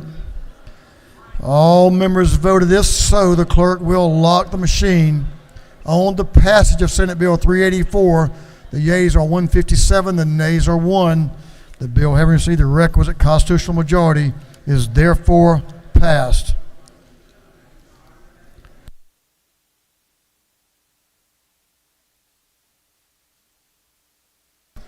Mr. Clerk, will you read the caption to Senate Bill 10, Senate Bill 10? Senate Bill 10 by Senator Jones, the 10th Jones, the 22nd Butler, the 55th, and others, being entitled an act to amend Article 2, Chapter 11, and Title 16, and Title 40 of the Official Code of Georgia annotated relating to offenses against public order and motor vehicles and traffic, respectively, so as to provide for an offense of knowingly attending and facilitating an illegal drag race. This bill having referred to the Committee on Judiciary and Non-Civil, that committee recommends that this bill do pass by committee substitute.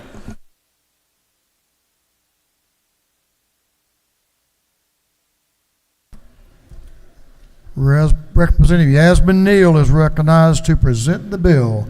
Representative Neal.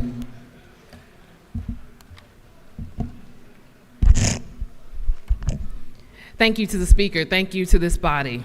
Today I bring you Senate Bill 10. Senate Bill 10 essentially adds reckless stunt driving to the already pre-existing drag racing code section this body passed prior.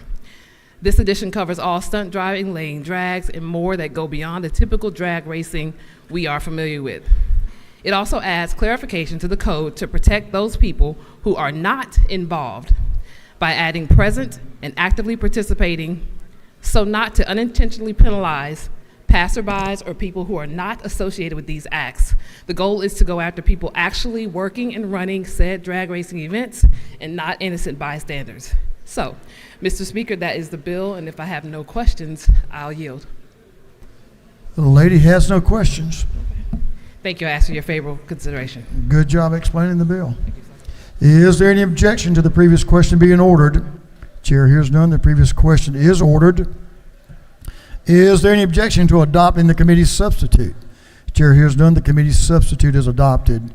Is there any objection to agreeing to the report of the committee, which was favorable to the passage of the bill? Chair hears none. The report of the committee is agreed to. Shall this bill now pass?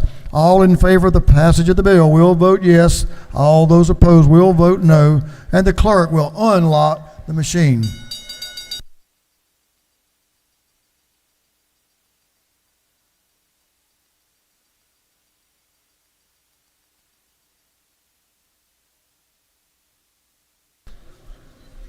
Have all members voted?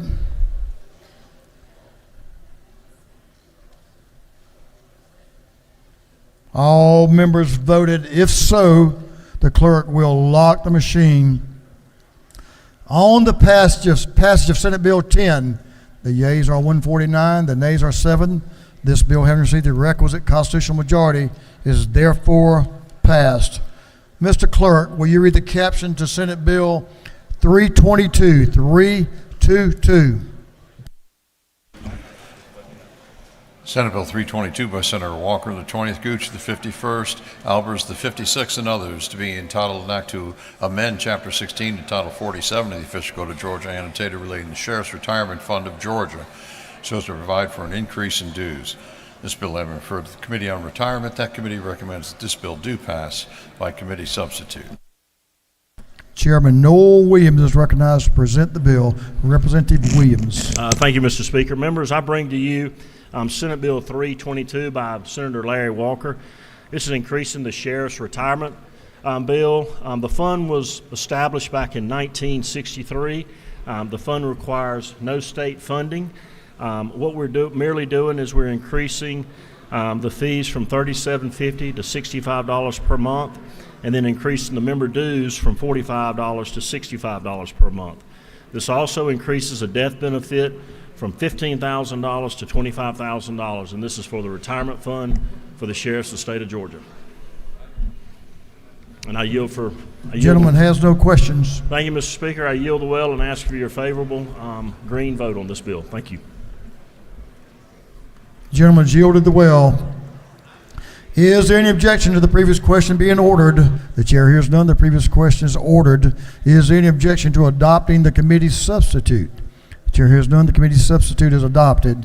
Is there any objection to agreeing to the report of the committee, which was favorable to the passage of the bill?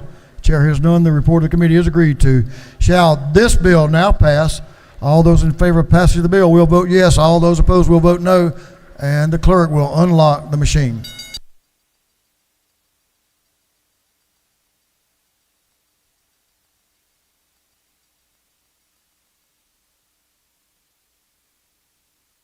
Have all members voted? All members voted. If so, the clerk will lock the machine. On the passage of Senate Bill 322, the yeas are 164, the nays are 0. This bill, having received the requisite constitutional majority, is therefore passed.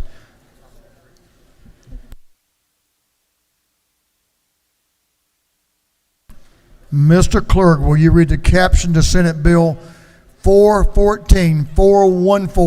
Senate Bill 414 by Senator Kennedy, the 18th, Gooch, the 51st, Robertson, the 29th, to be entitled an act to amend Chapter 18 and Title 50 of the Official Code of Georgia, annotated relating to state printing and documents, so as to prohibit the collecting of certain personal information. This bill having referred to the Committee on Judiciary, that committee recommends this bill do pass by committee substitute.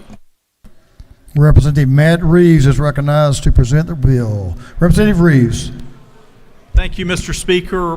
Members of the House, I present to you the Nonprofit and Charitable Donor Privacy Bill. This was sponsored in the Senate by President Pro Tem John F. Kennedy. There was a somewhat similar House bill that went before the Governmental Affairs Committee, and when the Senate bill passed before crossover day, we worked off the Senate bill. Judiciary Committee heard the Senate bill. It implements two United States Supreme Court opinions, one NAACP versus Alabama in the 1950s that said states keep your hands off of nonprofit donor lists. The second is a more recent case, the Bonta case in 2021. You've got a handout in front of you that has the nonprofit and charitable groups from all around the country who supported as friend of the court briefs in that Bonta case in 2021. This supports protection for charitable donors. It says to Georgia governmental entities, do not collect or publicize nonprofit donor lists with a few exceptions. And those few exceptions are campaign finance, any criminal investigations or court subpoenas or discovery. Multiple state agencies had input in the bill. They are listed in the bill. The Philanthropy Roundtable is the nonprofit donor rights group who requested the bill. Last week you approved a bill from them that Representative Kelly presented concerning donor intent. Donors nationally and in Georgia look to things like this to see if their privacy will be protected when they give to a nonprofit entity. So this will actually promote more donations to Georgia nonprofits in this age of cancel culture where a lot of people want to give anonymously. Nonprofit giving helps those in need. Those are the ultimate beneficiaries of nonprofit funds, whether it's education, housing, homelessness, helping the needy. Let's give people a hand up by supporting protections for nonprofit charitable givers. Mr. Speaker, if there are no questions, I yield the well and request favorable consideration. Gentleman has a question or two, if he'll yield. Thank you, Mr. Speaker. The Whip Park has a question to your left. Thank you, Mr. Speaker. Does the gentleman yield? Yes. Can you provide some clarification to me as to whether or not the exemption also applies to donations to leadership committees? Any political committee that under federal law or state law is required to disclose their contributions, this bill would not abrogate that at all. Thank you for the clarification. Does this essentially provide nonprofits the ability to disclose and not disclose? Absolutely. Both the donors and the nonprofits can voluntarily disclose. What this bill does is it's limited to the government. Thank you. Thank you. Mr. Speaker, if there are no further questions, I yield the well. Gentleman has no further questions. Thank you. He's yielded the well. Is there any objection to the previous question being ordered? The chair hears none. The previous question is ordered. Is there any objection to adopting the committee's substitute? The chair hears none. The committee's substitute is adopted. Is there any objection to agreeing to the report of the committee, which was favorable to the passage of the bill? The chair hears none. The report of the committee is agreed to. Shall this bill now pass? All in favor of the passage of the bill will vote yes. All those opposed will vote no, and the clerk will unlock the machine.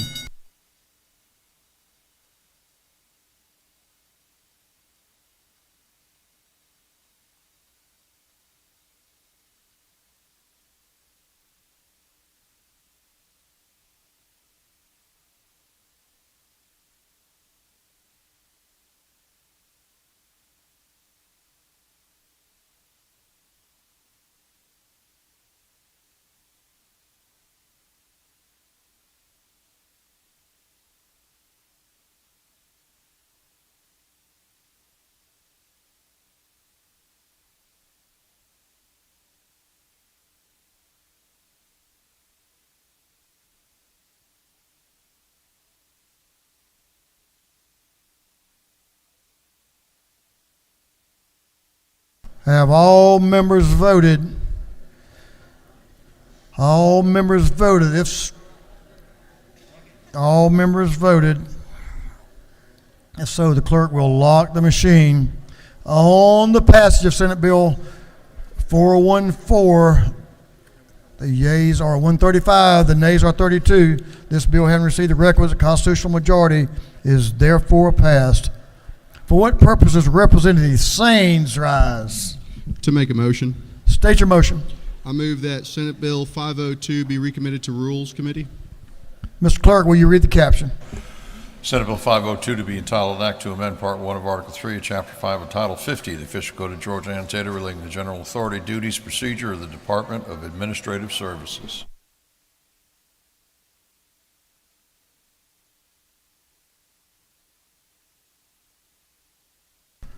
On the gentleman's motion that Senate Bill 502 be withdrawn from the calendar and recommitted to the Rules Committee, is there objection? Hearing none, it is so ordered.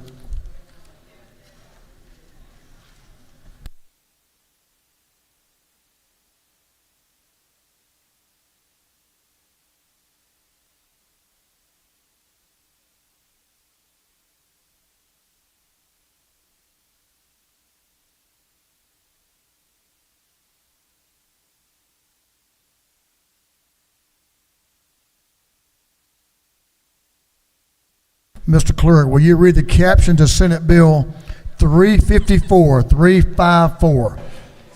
Senate Bill 354 by Senator Walker, the 20th, Strickland, the 17th, Kirkpatrick, the 32nd, and others, to be entitled an act to amend Chapter 10 and Title 43 of the Official Code of Georgia annotated relating to cosmetologists and barbers so as to exempt from licensure persons performing certain limited responsibilities. This bill having referred to the Committee on Regulated Industries. That committee recommends that this bill do pass by Rules Committee substitute. Representative Jeannie Earhart is recognized to present the bill. Representative Earhart. Thank you, Mr. Speaker.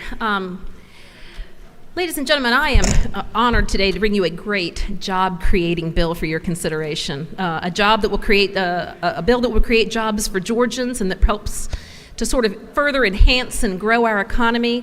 It provides for very narrowly defined exceptions to licensure for certain actions within the cosmetology practice, those being blow drying of hair and the applying of makeup.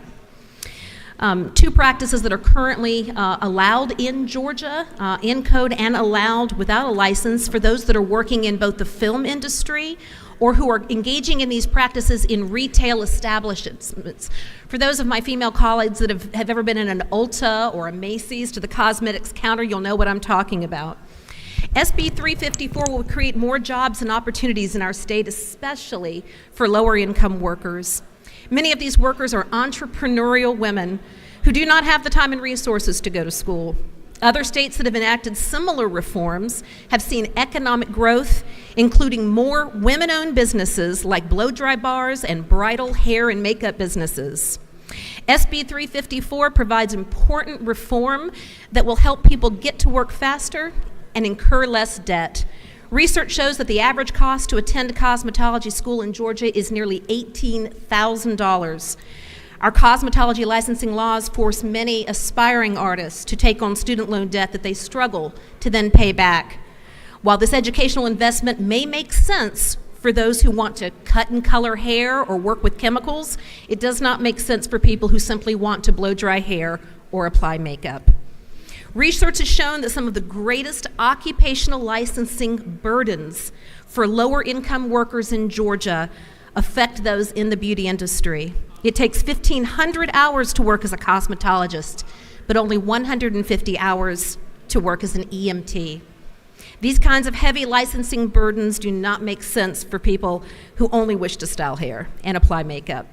Folks, this is an important reform, a good for business reform, and I ask for your favorable consideration. Mr. Speaker, that is the bill, and I'm happy to yield to any questions. The lady has a couple of questions. Representative Park Cannon to your left has a question. Thank you, Mr. Speaker. Do you yield? Yes. Can you name one or two communicable diseases that could happen based on this deregulation? Right. I'm not aware of any, but I know that certainly certain cosmetic and beauty practices that involve putting chemicals on the skin, cutting the skin, things like threading and things of that nature, none of those things which are included in this bill. I know that there is an enhanced potential for harm that could come from communicable diseases in those. But these are considered low-risk activities. Okay, do you further yield? Yes. So we just talked about hair, I'm assuming. Let's talk about makeup. Do you know any communicable diseases that could come from the application of makeup that's unsanitary? Right, I do understand that. No, I'm not aware of any particular diseases that come from the application of makeup. Again, I know that the greatest concerns that come within the cosmetic industry that have to do with damage and injury to the skin come from those who are engaging in practices like chemical peels and things of that nature. But thank you for your question. Do you further yield? I think I'm going to move to the next question because I know there's a couple that are waiting to ask. Yeah, we have Representative Hughley to your left has a question. Thank you, Mr. Speaker. Does the gentle lady yield? Yes.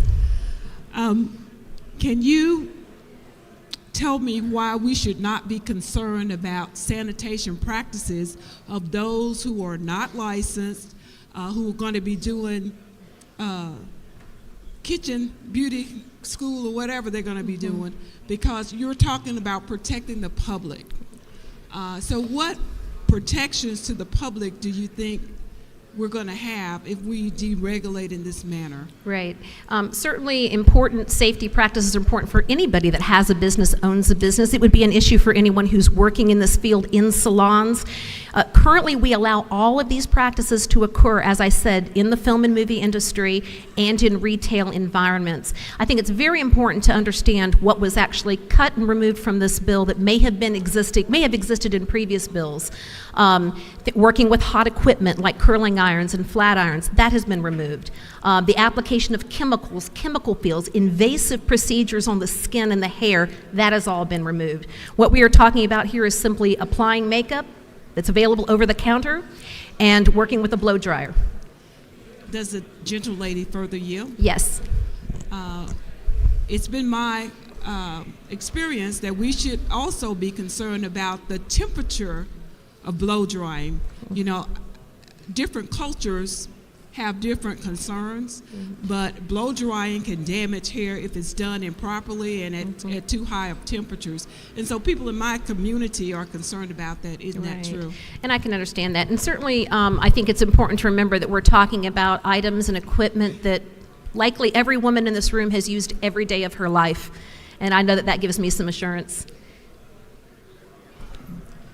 Lady, further yield. You have a couple more. Yes. Representative Hagan to your right is recognized for a question. Do you yield? Yes. Thank you. Thank you for clarifying that there are already people practicing in public in these areas at department store counters without a license. This just opens that up to more entrepreneurs. So my question, if you will yield, is this. I have in my district, in Fitzgerald, Ben Hill County, a program that was started there. It's called the Flex Program, and it's kind of like Shark Tank for the public high school students to encourage entrepreneurship there. And one of the areas that I know these young people are interested in trying out a business is in cosmetology.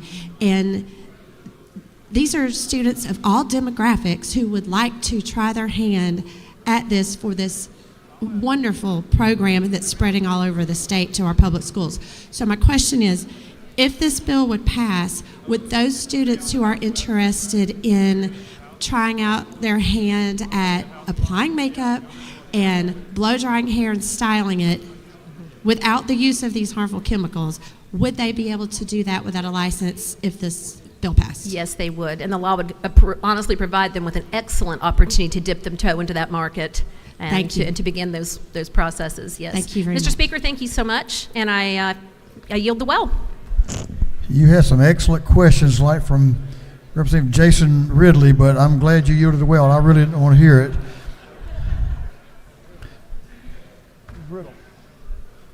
So that's the presentation of the bill. We'll now have speakers opposed or those in favor of Senate Bill 354. Per the rules imposed by the Rules Committee, we will allow 30 minutes for those opposed and 30 minutes for those in favor. So Representative Rhonda Taylor is recognized to speak to the bill. Thank you, Mr. Speaker. Colleagues, I rise to speak against Senate Bill 354 because you're in my world now. My father stopped speaking to me because I came home with a 4-year education, college degree, and decided to go into the cosmetology field, which he thought was menial labor. Senate Bill 354, while it does afford an opportunity for some to earn an income without training or experience, it poses a very serious threat and a concern to our society. As you've heard from a couple of my colleagues, it says that heat, for example, is different on different types and textures of hair. Even if you were to burn to the scalp, this we know can open a wound and cause bacterial infections. This is a very serious issue. Blow drying, styling, and I know that the author said that it did not involve the curling apparatuses. On line 35, it definitely says that it allowed drying, arranging, curling, straightening, and styling with mechanical devices.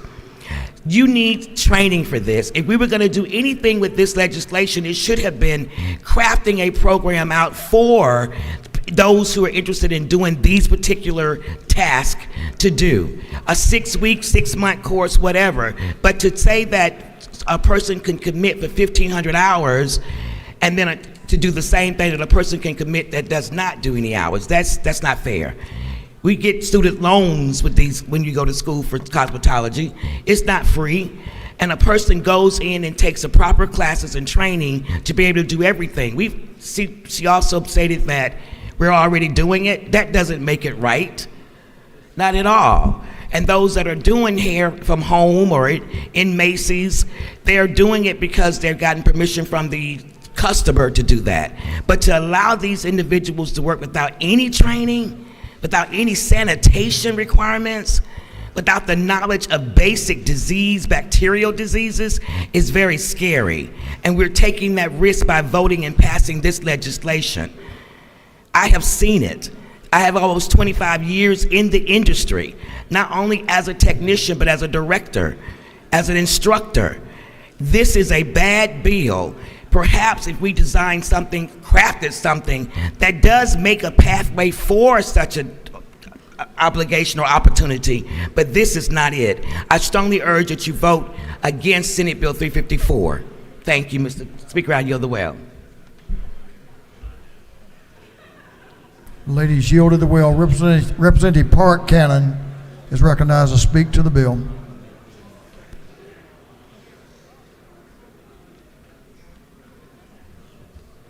Thank you, Mr. Speaker. Hello, members. I'd love for you to look around the room and look at the different hairstyles that you see. And maybe you can name some of those hairstyles. But there might also be some hairstyles that you know nothing about. You don't even know what they're called. Like, for example, what's on my head today. Most people would say these are locks. You would be wrong. These are sister locks. It is a very intricate method of interlocking that takes place. It's not the same as the gel and roll mechanism that many locks you see are made from. I stand here today with a number of cosmetologists who say the same thing about makeup. So today I'd like you to look around and see some different ways that makeup is being worn in this room today. Some people have no makeup on and are still able to vote on this bill.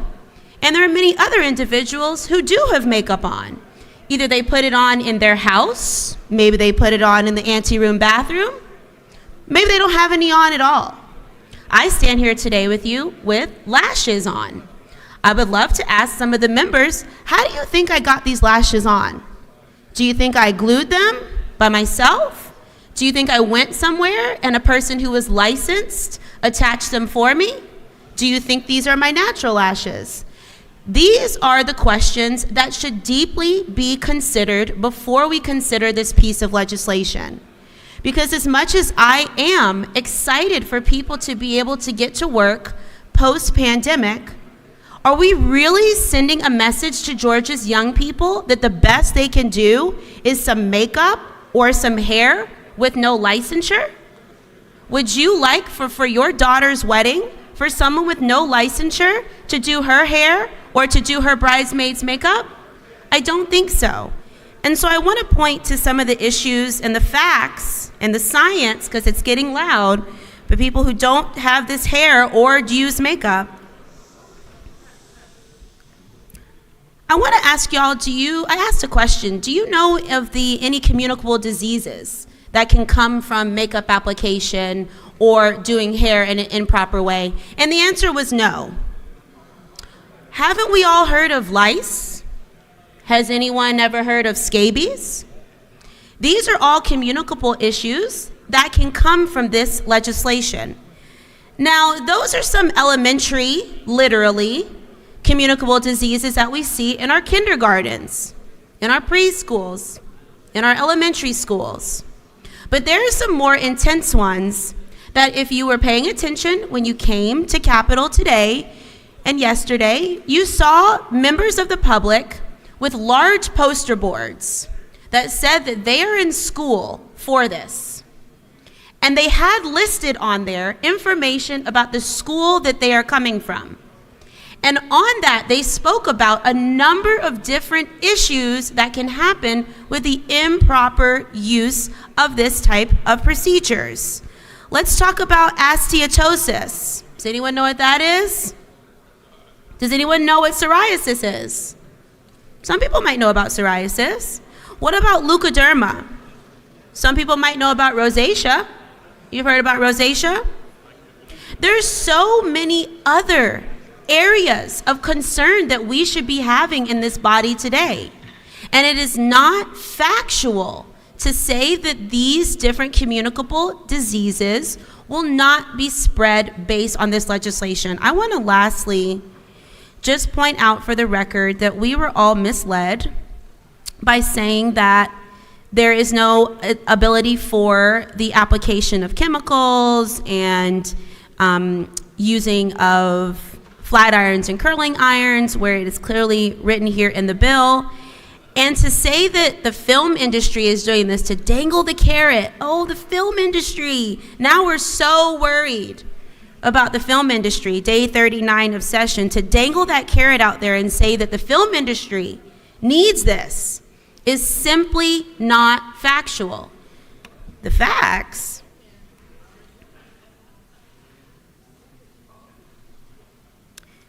are as such. When we, as licensed professionals, look to engage in the film industry, we have our tools heat up to 450 to 500 degrees. This industry allows for apprenticeships. These apprenticeships allow for us to get $100 to get started, and the domino effect of this legislation will make it so that that apprenticeship program that does feed into the film industry will be at a halt. So today we need to be more clear about what we're doing. Perhaps we need to consult some more members of the public or of this body who have an understanding of it. Maybe we need to take a pause and wait until next year, but I, for one, will absolutely be voting in opposition, and I ask you to join me in voting in opposition to this measure so that we can appropriately address the workplace issues and the economic issues, as well as the health and science issues that are with this legislation. Thank you, Mr. Speaker. I yield the well. The ladies yielded the well. Representative Monty Barnes is recognized to speak to the well, speak to the bill. Thank you, Mr. Speaker. I stand in opposition of this bill. One, because I have hair that I truly admire and take care of, and I would not want someone who has not practiced or gotten some kind of lesson to put their hands in my hair. I know some of you don't care about this. It doesn't directly affect you, and today is not the day for me to stand here and talk about my hair because it's raining outside, and when water hits my hair, it blows up and it's all afro-y and stuff. So to get it straight, for my hair to get straight, you have to use over 400-degree heat in my hair. And once it hits the water again, it gets puffy again. So I have to put more heat in my hair. I do not want someone with no training putting over 400-degree heat in my hair. If my hair falls out, I will be walking around here grumpy. As much as I smile around here, I would not be smiling that day. Okay, on a more serious note, I am a scientist. I have practiced sterile and worked in sterile environments all of my career. Someone who is not trained to come in my lab and just work because our legislative body said they don't need a license, it does not fly in my career. So for someone to put their hands in my head and not have any lessons on sterility and how diseases transfer and how heat affects the human body, that is unacceptable. And because you all don't relate does not mean that we should be making legislation for those it does directly affect. Not only does disease come into my mind when I'm thinking about people who have not been trained, but the hundreds and thousands of women that will be affected if something devastating happens to their crown. And some demographics and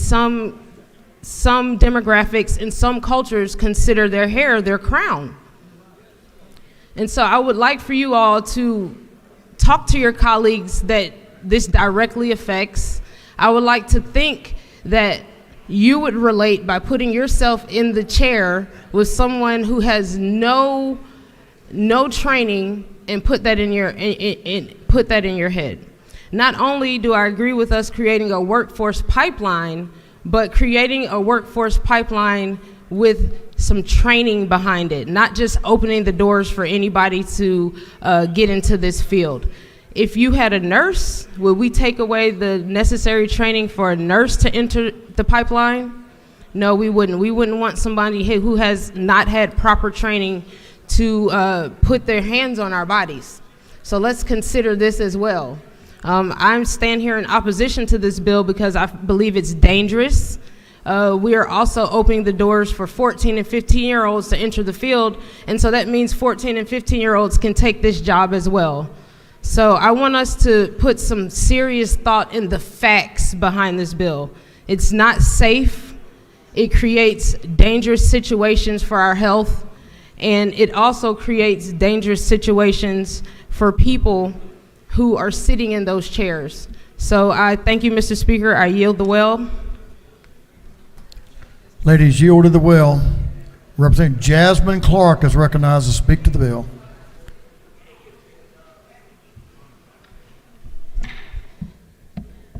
Thank you, Mr. Speaker. Today I rise to tell you to vote no on this bill because it is actually a very dangerous bill. Multiple resistant or methicillin resistant Staphylococcus aureus, also known as MRSA. MRSA. This is a highly contagious antibiotic resistant bacteria that if you are infected with it, can not only make you deathly ill, but it can actually paralyze you or kill you if it gets into your blood. This is a real thing. I'm not making this up. We do not want to make people vulnerable to catching methicillin-resistant Staphylococcus aureus, also known as MRSA. Let me tell you why. Because when a person gets MRSA, it's not just them that can get it.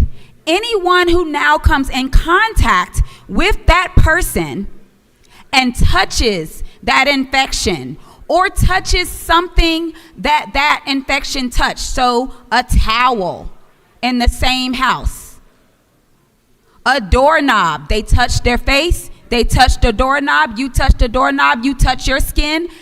This thing is highly contagious and very hard to treat and can kill you. This is a deadly bill. Let me tell you why. According to the American Academy of Dermatology, and according to research done in the Journal of Applied Microbiology, 9 out of 10 products, makeup brushes, the little brush that you use to do mascara, all of these things, those little sponges that you use, those things have bacteria and yeast and other types of fungus that are capable of causing illness. It can cause something as simple as a skin infection that you can't get rid of, all the way to the point of causing blood poisoning if it happens to get access to the inside of your body by way of a cut or even a little scrape. This is serious. When we are allowing people to apply things like makeup, we have to make sure that they are equipped with this knowledge. A basic understanding of this is very important.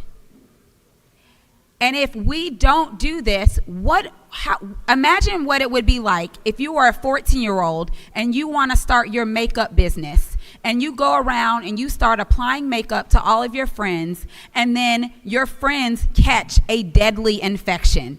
You're 14 years old. All you wanted to do was start a business.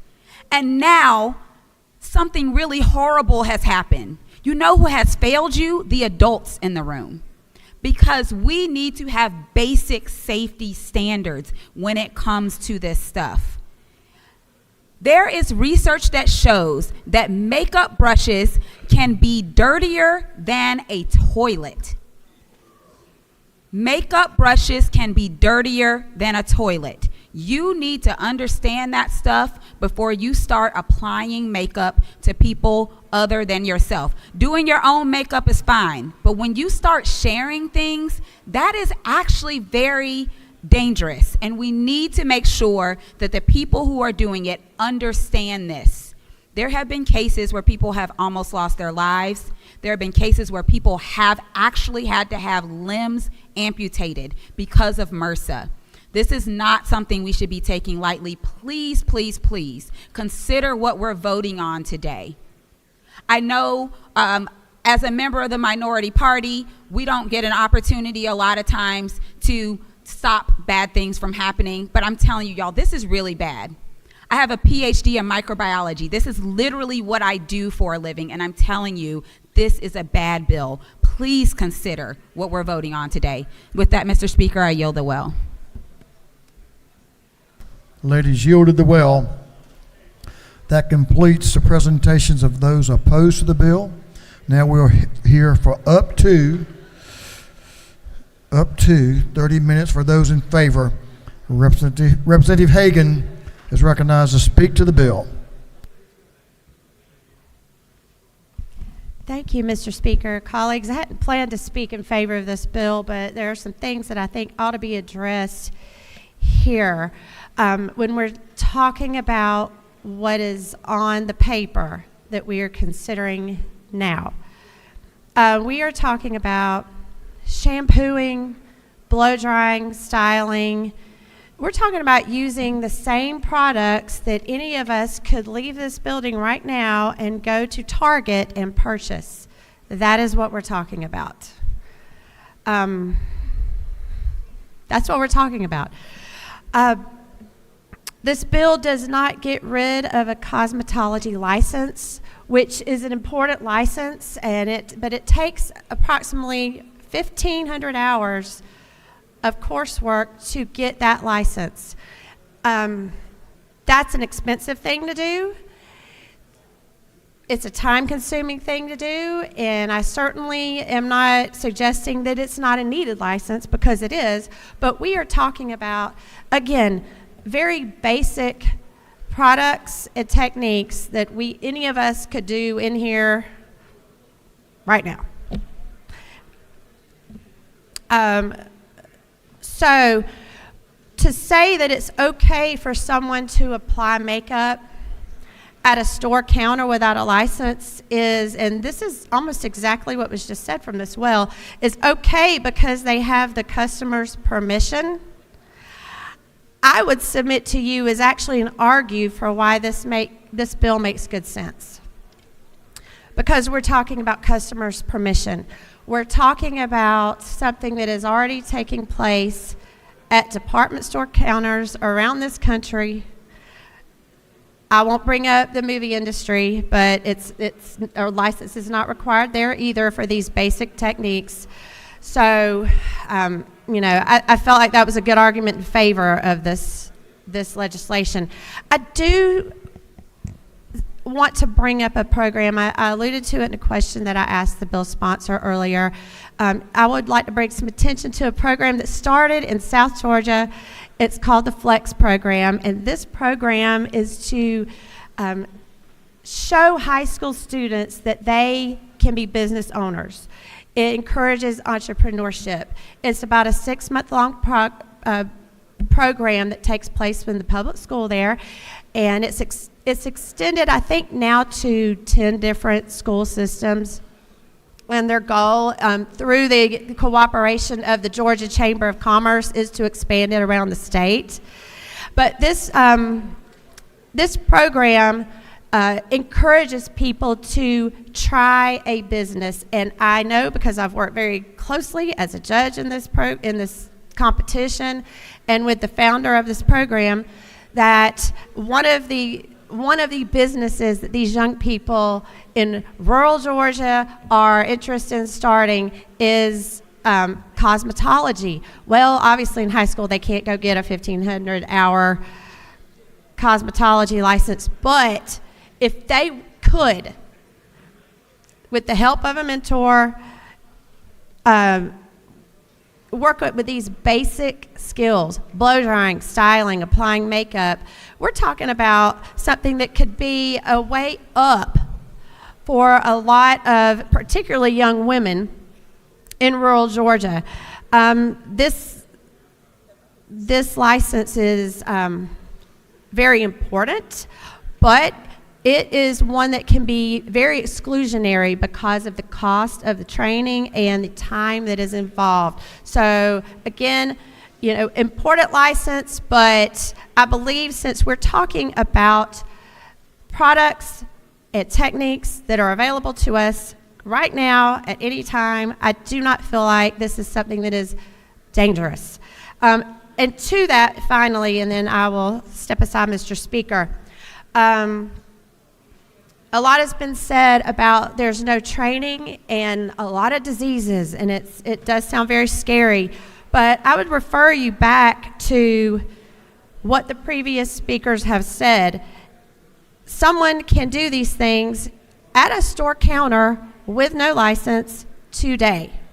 So if it is that dangerous, I would hope that next session someone would drop a bill that would outlaw these practices at the department store counter, because they've been going on for decades, and if they're that dangerous, we certainly would want to bring a stop to it.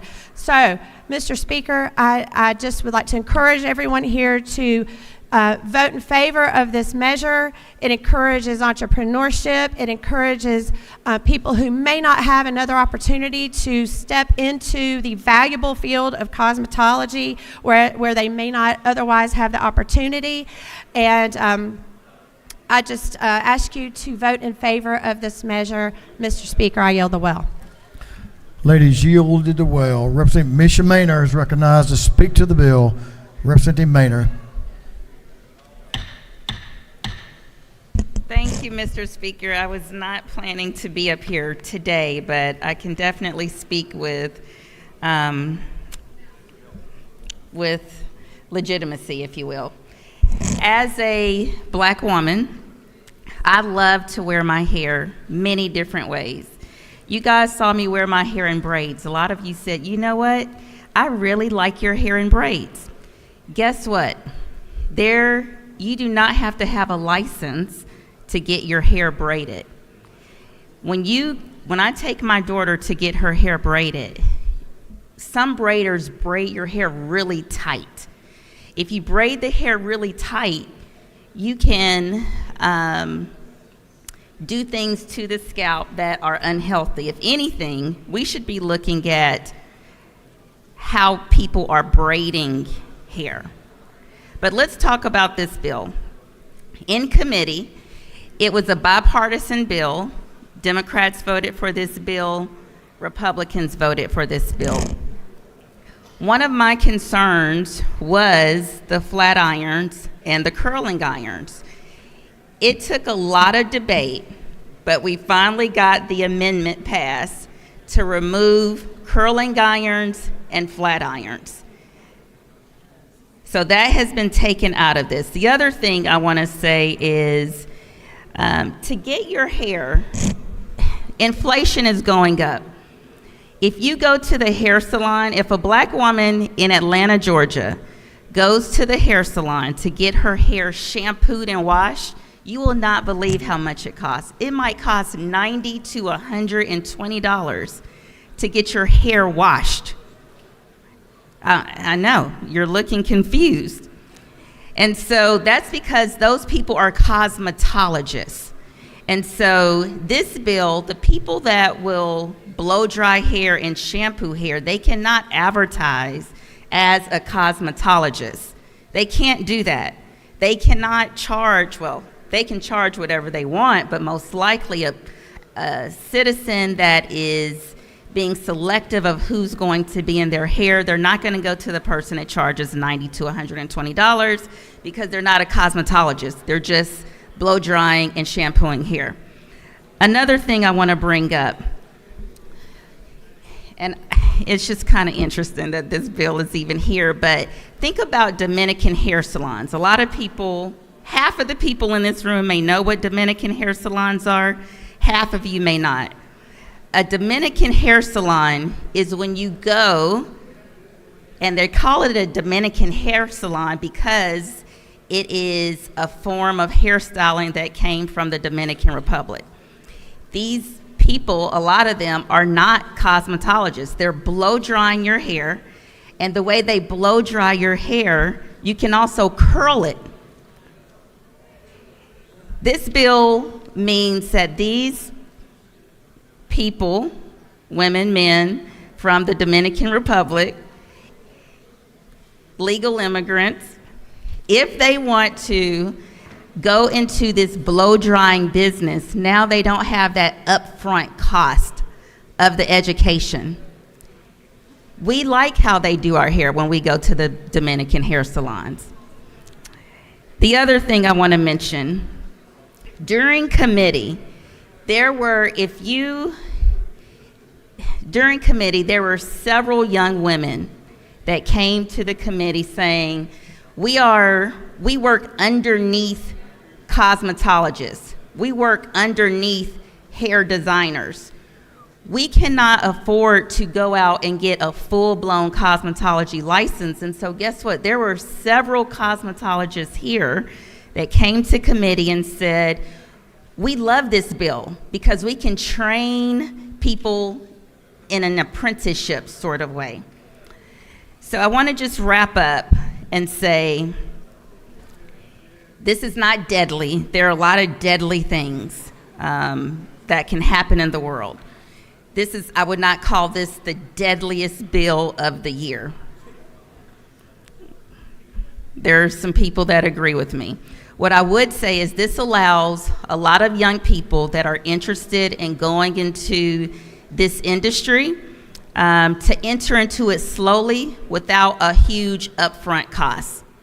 The other thing I will say is I'm really happy that the amendment passed where it does not include curling irons, it does not include flat irons. My original amendment actually said 300 degrees or less.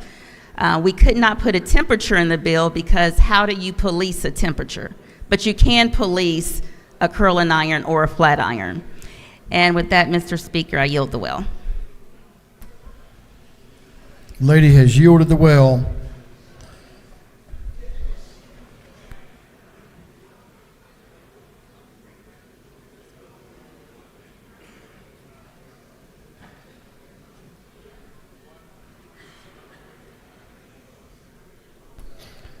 Is there any objection to the previous question being ordered?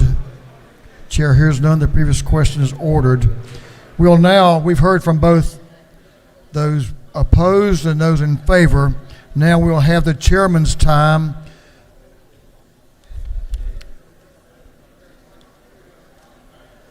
It's up to 20 minutes, right? For up to 20 minutes, the chair's time. Chairman Powell is recognized for the chairman's time. Chairman Powell.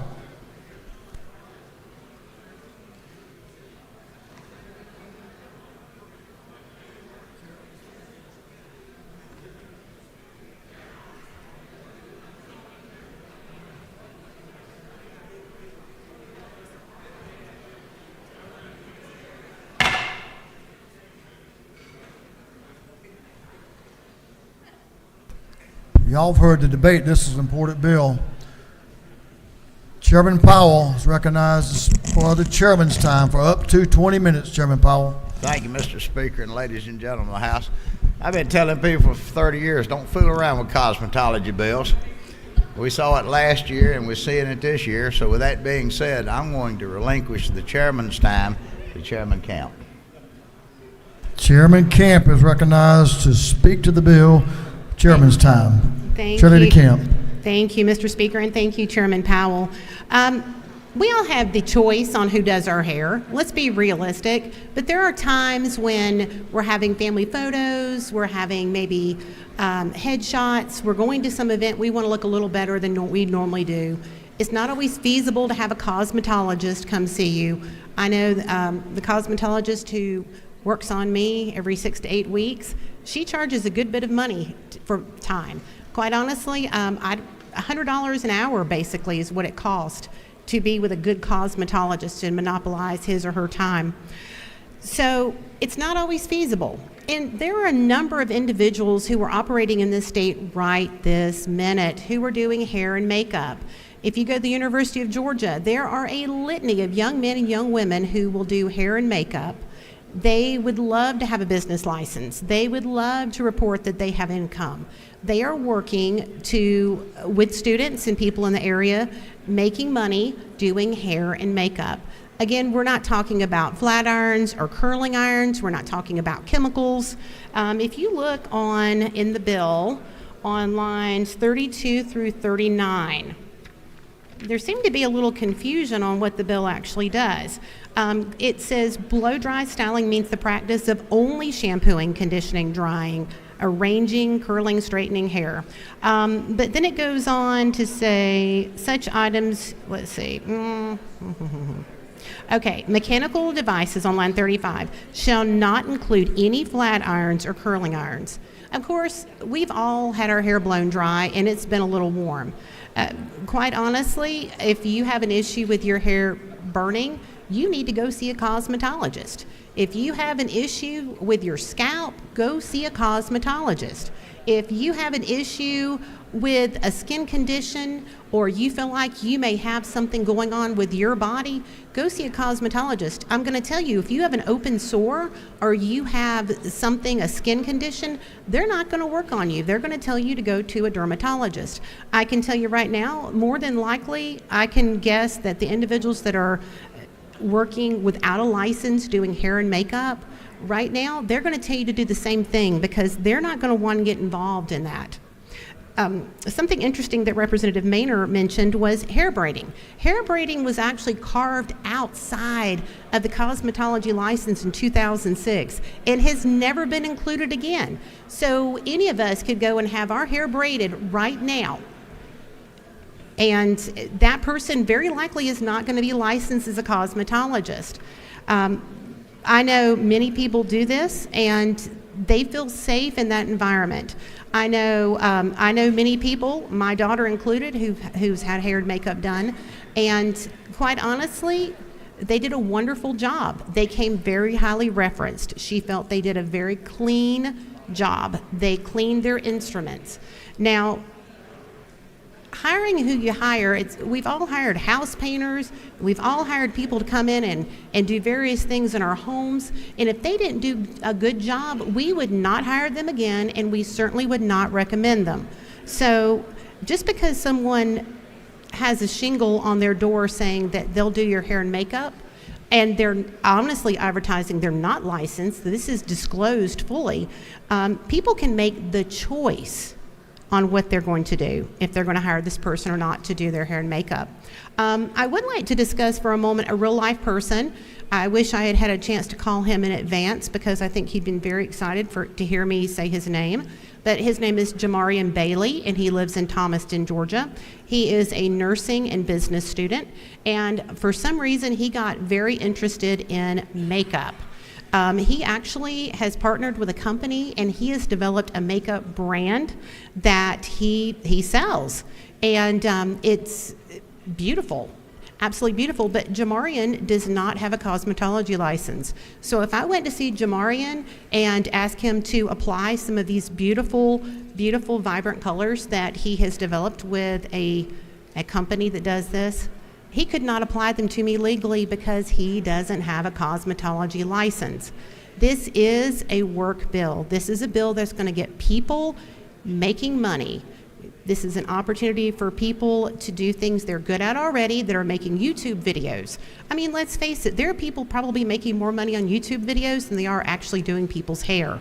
So, but this is an opportunity for people to express themselves, to share their skill set, and quite honestly, get individuals working, which to me is the most important thing we can do as a state, is get out of the way of people supporting themselves and taking care of their families. Mr. Speaker, I'd like to yield the rest of my time to Representative Earhart. Thank you, Mr. Speaker. And just a couple of quick points I wanted to mention here before we wrap up. I think that we would be remiss if we didn't recognize that the blow drying of hair, the application of makeup, it is a burgeoning and growing cottage industry in our state, particularly during COVID, when a lot of folks were housebound, they weren't going out far. Folks, this is happening right now across the state. Lots of individuals, I know this because I've had them in my office, they are predominantly representative of what I would call lower income, a lower income segment of our society, predominantly minority. All we're doing is saying, you don't have to do it in secret now. These simple steps of blow drying hair and applying makeup, low risk activities. I know we've heard some scary facts and figures today. We've heard some things that kind of frighten us. That we're going to catch diseases, have our limbs amputated from touching doorknobs. Let's be very clear about facts, because facts don't lie. The facts are that 13 other states have deregulated these practices. And there has not been one iota, not one bit of data to show any increase in transmittable diseases, not MRSA, not any of the host of diseases that were mentioned in this well today. I think facts and figures are important. I think it's when you start scaring folks with that sort of information, it's important, very, very important to put it in perspective.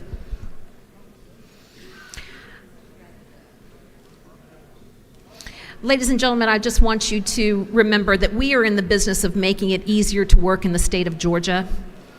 We know that on this particular issue, that the most over-regulated, perhaps, industry is the cosmetology industry at a rate that far exceeds that of anything else. You don't have to be licensed to be a chef in this state, right? So the folks that are preparing your food each day, and when you visit a restaurant, those individuals don't have to be licensed.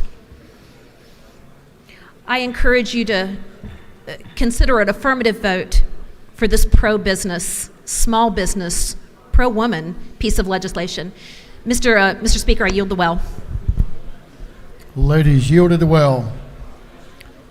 Good discussion, House. Is there any objection to withdrawing the committee's substitute?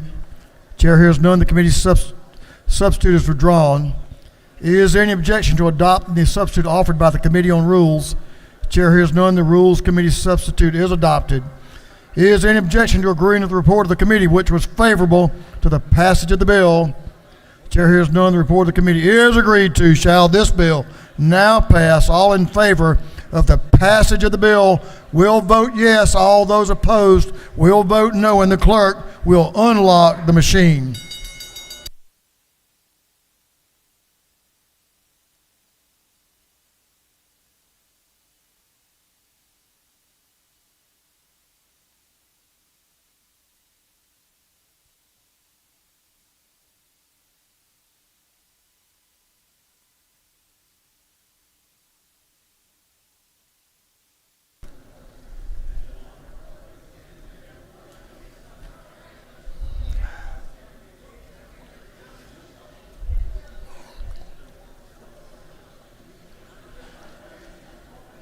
Have all members voted? For what purposes Representative Jasmine Clark rise? Parliamentary inquiry, Mr. Speaker. State your inquiry. Is it not true that I have a PhD in microbiology? I am very good at research. And even if I didn't have a PhD in microbiology, I'm very good at using Google. And it does not take long to do a Google search to see that, yes, MRSA is one of the bacteria that can be found on makeup brushes. And MRSA is very dangerous, contagious, and can be deadly. Is that not true, Mr. Speaker? I think that's true. I've read your resume. You're a smart representative. For what purposes Representative Sharp arise? Parliamentary inquiry. State your inquiry. Is it not true that I'm a big supporter of entrepreneurship? Also, I'm very concerned that there's no oversight in this particular bill that we're talking about. There's no basic training that includes sanitation. Also, I'm concerned about the liability that will be put on these new business owners in case something happens. So for the record, I'm just saying that I would be okay with a small amount of hours at least to train them in what they are doing and also sanitation. But if not, I'm totally against this bill for the record. Is that not true? I believe that's true. So the gentleman states. For what purposes Representative Byrd rise? Parliamentary inquiry. State your inquiry. Is it not true we should be more concerned about a doctor mutilating our children than the licensure of cosmetology? I'm sure the lady has her opinion. For what purpose does Representative Gladney rise? Parliamentary inquiry, sir. State your inquiry. Is it not true that I am one of 6 million Americans who have been diagnosed with an environmental allergen? I'm sure the lady understands and appreciates, and I appreciate her diagnosis. Do you further yield, sir? Parliamentary inquiry. I'll Yes, yield, sir. but Yes, sir. you may want to do an inquiry, but yes, I'm not. Yes, parliamentary inquiry, Yes, sir. ma'am. Yes, state sir. your Thank inquiry. you so much, sir. Thank you. In the event that a practitioner applying one of these services, whether it be makeup that's made out of a product that's based in almond butter, or shampoo that's made out of a product based in natural coconut oil, there is the potential of me having an exposure of anaphylactic shock in any other consumer that would have visited that particular establishment. Is that not true, sir? Yes, ma'am, that's true, and that's what's important about personal responsibility. Thank You've got to you, make sir. sure where you go. For what purposes Representative Ridley rise? Parliamentary inquiry. State your inquiry. Mr. Speaker, is it not true that I also have one of those 3-lettered degrees called a GED, and these people have, the people that's opposing this bill have scared this House so bad that they're going to end up putting cosmetology out of business because half the people back there don't even want to go get a haircut anymore. Is that not true? Yeah, I think that's true, if you so state. All members voted. I think we've talked this one, debated it very well. All members voted. If so, the clerk will lock the machine. On the passage of Senate Bill 354, the yeas are 96, the nays are 76.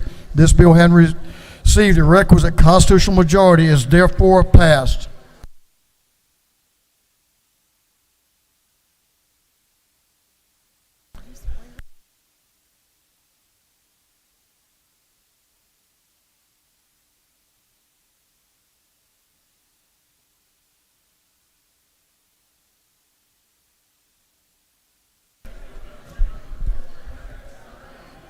Representative McCullum is recognized for a motion. Representative McCullum.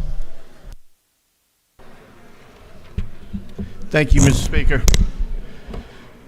Colleagues, you have on your desk an amendment from our colleagues from the other side of the Senate. And so I have one amendment that I need to withdraw, AM 390420. HB 516. It was a bill that came through the House and went over to the Senate. Mr. Clerk, will you read the captions? Gentlemen will step down. House Bill 516 to be entitled an act to amend Article 4, Chapter 2 of Title 32 of the Official Code of Georgia annotated relating to the exercise of power to contract by the Department of Transportation. Representative McCullum is recognized to explain the Senate substitute and the House amendment. And identify your amendment that you're going to be speaking to. I agree to the Senate sub as amendment by the House. It's AM 390424, HB 516. I still missed it. Now you want to explain your amendment? The amendment is amended. Let me stop. Okay. The amendments are on your desk.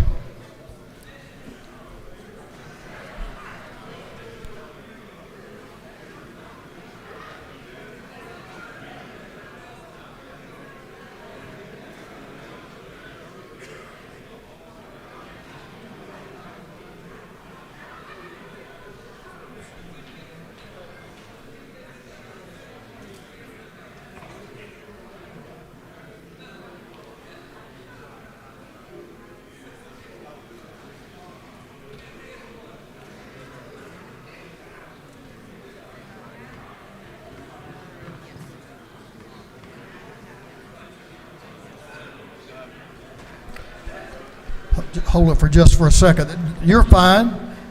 Thank you, Mr. Speaker. You'll explain it, and we'll be in a good place. So the gentleman is recognized now to explain his amendment. So I'm agreeing to the substitute HB 516, the Senate substitute, as amended by the House, and I'm deleting lines 220 through 228 on HB 516.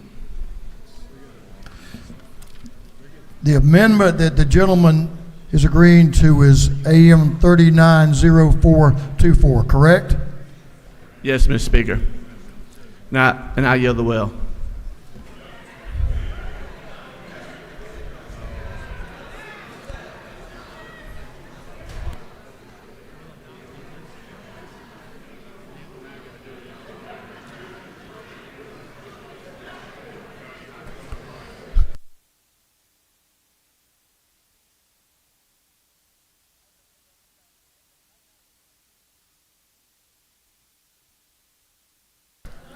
Is there any objection to the adoption of the House amendment? Chair here is noting the House amendment is adopted.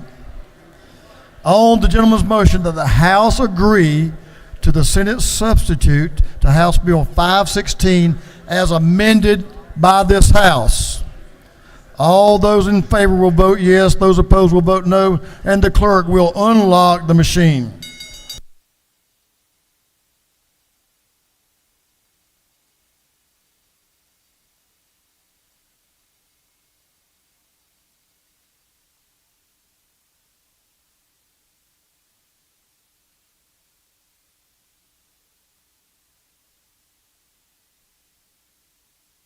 Have all members voted?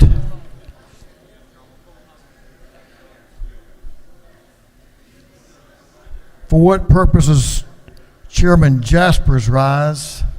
Thank you, Mr. Speaker. Parliamentary inquiry. State your inquiry. I just want to thank the gentleman for the work he's done on this departmental bill for the Department of Transportation. And is it not true that in this bill there's wayfinder kiosk language that has been agreed upon? They'll allow 30 of them on state highways within the city of Atlanta, and there's a sunset for their application. And is it not true in Section 4 of this bill that there's a key part that will help the sheriff of Union County close a road that is undrivable for big trucks in hazardous situations? It's not true, sir. I'm sure the Chairman of Transportation understands every aspect of this bill and the issues you just spoke to. For what purposes will Park rise? Parliamentary inquiry. State your inquiry, sir. Mr. Speaker, is it not true that there's been some confusion about this, but with the amendment that we are voting on, all parties are in agreement, including the city of Atlanta? That's my understanding, yes. Thank you, Mr. Speaker. Thank you for your clarification. For what purposes Representative Jasmine Clark rise? Thank you, Mr. Speaker. Parliamentary inquiry. State your inquiry. Is it not true that my original no vote was because I had no idea what was going on and it did not seem like anybody knew what was going on, but now that it has been clarified, I have switched my vote to yes? I'm glad you feel better. Me too. Have all members now voted? If so, the clerk will lock the machine on the gentleman's motion to agree to the Senate substitute as amended by the House of House Bill 516. The yeas are 163, the nays are 6. The gentleman's motion to agree is approved.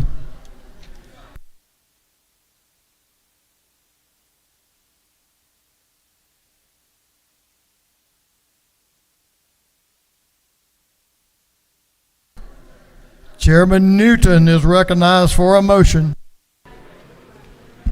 Thank you, Mr. Speaker. I move that the House agree on House Bill 1090, that we agree to the Senate substitute as amended by the House.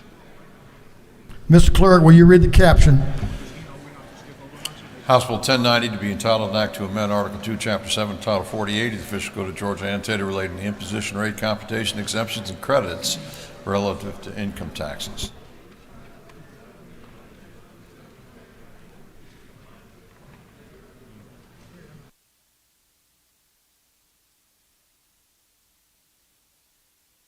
Chairman Newton is recognized to explain the Senate substitute and the House amendment. Thank you, Mr. Speaker and colleagues. If you'll remember, House Bill 1090 passed this body 160-1. It's a bill that deals with young Georgians who are aging out of the foster care program. It's something we started a couple of years ago to help with both mentorship, with nutrition, educational expenses, housing. These are very vulnerable individuals that have been involved in the foster care system. Once again, I said it passed 160-1 in the House. The Senate did make a few changes where it passed 50-0. They corrected a couple of items on the ages. A lot of these children get a little behind in getting their high school degree and may need help getting a GED. They may not get that until 21, so if they're going to get help with technical school or college, they may need help up to age 25. So we did expand a little bit the number of individuals that could be helped. We did clarify some of the definitions like mentorship services that are so important in helping these former foster children make the successful transition to adulthood. The Senate also added some additional guardrails to make sure that when tax credit funds are donated, that they will definitely know that a minimum of 80% will be spent actually helping the children and not going to just administrative overhead. The Senate did make one change that we'd like to change in the amendment. The amendment is AM 500086. It's on your desks. They did raise the amount from $20 million cap that we have currently to a $30 million cap. On further discussion in Ways and Means and amongst our body, we feel like since the $20 million cap wasn't reached last year, that the wisest course is to keep the cap at $20 million. So that's all the amendment does, is keep the cap where it is, that the Senate was attempting to change. And obviously in the next year or two, if it turns out the program is fully subscribed and we get good feedback on it, we can certainly then look to expand the cap. So that's the bill and the amendment, sir. Gentlemen, you for a question? Certainly. Representative Fry to your left has a question. Thank you, Mr. Speaker. Does the gentleman yield? Certainly. On lines 33 and 34, it seems to add a business enterprise, meaning any insurance company or the headquarters of any insurance company. And I missed that Ways and Means meeting, but is that giving the insurance companies access to this tax credit as well as private individuals? It does. We already had, like a lot of our systems, we allow Subchapter S and other partnerships to participate. But that's just income taxes, that you can send a portion of your income tax obligation to some of these organizations. This does allow insurance companies that don't pay income taxes, they pay premium taxes. It allows them to participate. And that was in the original House bill, and that was unchanged in the Senate. Okay. Do you further yield? Sir? Do you further yield? Sure, yes. Do you feel like it's good policy to give insurance companies a tax credit in today's business climate? Well, I certainly would agree with the gentleman. The premise is that insurance companies are not, they're not receiving a tax credit in this. It's costing them the same amount of money it would cost whether they sent their taxes to the Department of Insurance, the same way another company might send their income taxes to the Department of Revenue. The cost to the insurance company saves them no money at all. This just allows them to designate a portion of their tax obligation that they're going to have to pay one way or the other. It allows them to designate a location, or in this case, a cause that can be beneficial to Georgians. Okay, further clarification? Question? Friendly question. It's all been friendly, by the way. I really just want to make sure that I understand that the insurance companies are not getting any break because of this great bill that helps the foster kids out in the foster program in this state. Is that correct? You're absolutely correct in that, and I appreciate the question. The insurance companies are not saving any money with this program. This is just an effort to make sure we can get the adequate help to the children that need it without any benefit to an insurance company. I appreciate that. Thank you, sir. Gentlemen, yield for another. Well, you have no further questions. All right. Thank you. I appreciate your support. Good discussion, good clarification. Is there any objection to the adoption of the House amendment? The chair hears none, and the House amendment is adopted. On the gentleman's motion that the House agree to the Senate substitute to HB 1090 as amended by the House, all those in favor will vote yes. Those opposed will vote no, and the clerk will unlock the machine.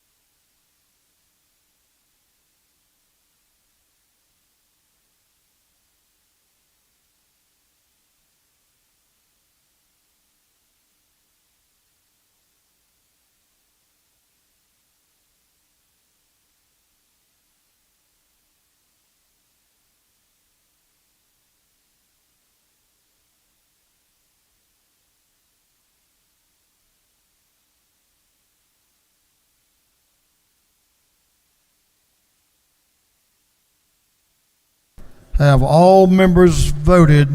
If so, the clerk will lock the machine. On the gentleman's motion to agree to the Senate sub as amended by the House, the yeas are 171, the nays are 0. The House has agreed to House Bill 1090.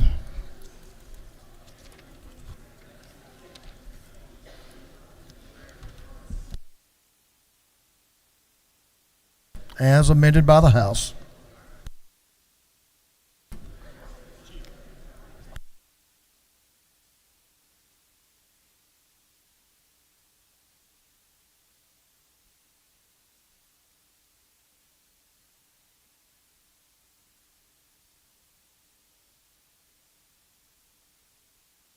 Representative Jan Jones is recognized for a motion. Madam Pro Tem. Thank you, Mr. Speaker. I move that the House agree to the Senate substitute to House Bill 1010. Mr. Clerk, will you read the caption? House Bill 1010 to be entitled an act to amend Chapter 20 of Title 45 of the Official Code of Georgia and Territory relating to personnel administration relative to public officers and employees. Representative Jones is recognized to explain the Senate substitute. Thank you, Mr. Speaker. Members, House Bill 1010 changes the paid parental leave for state employees only from 3 weeks to 6 weeks. The Senate made a small change on the back of your sheet, the last 2 lines, that simply requires the school system or the state to provide notice of the benefit yearly. That would happen during the enrollment period when you're informed of other benefits. I'm happy to answer any questions. You have no questions. Well, thank you, Mr. Speaker. I yield the well. On the lady's motion that the House agree to the Senate substitute to House Bill 1010, All those in favor will vote yes, those opposed will vote no, and the clerk will unlock the machines.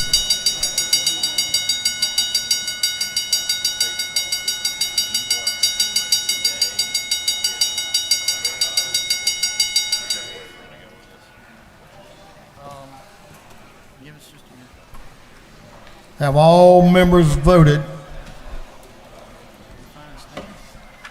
All members voted.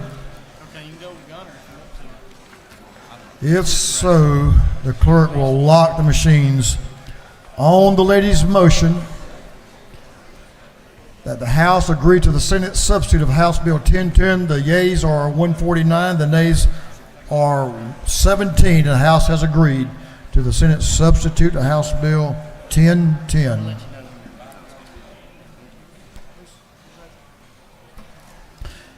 Representative Lisa Hagan is recognized for a motion. Thank you, Mr. Speaker. I make a motion that this House agrees to the Senate substitute to House Bill 1026 as amended by the Senate. Mr. Clerk, will you read the caption? House Bill 1026 to be entitled an act to amend Article 3, Chapter 3 of Title 50 of the Fiscal Code of Georgia annotated relating to state symbols so as to designate the Southeast Georgia Soapbox Derby as official Soapbox Derby of the state of Georgia. Representative Hagan is recognized to explain the Senate substitute. Thank you, Mr. Speaker.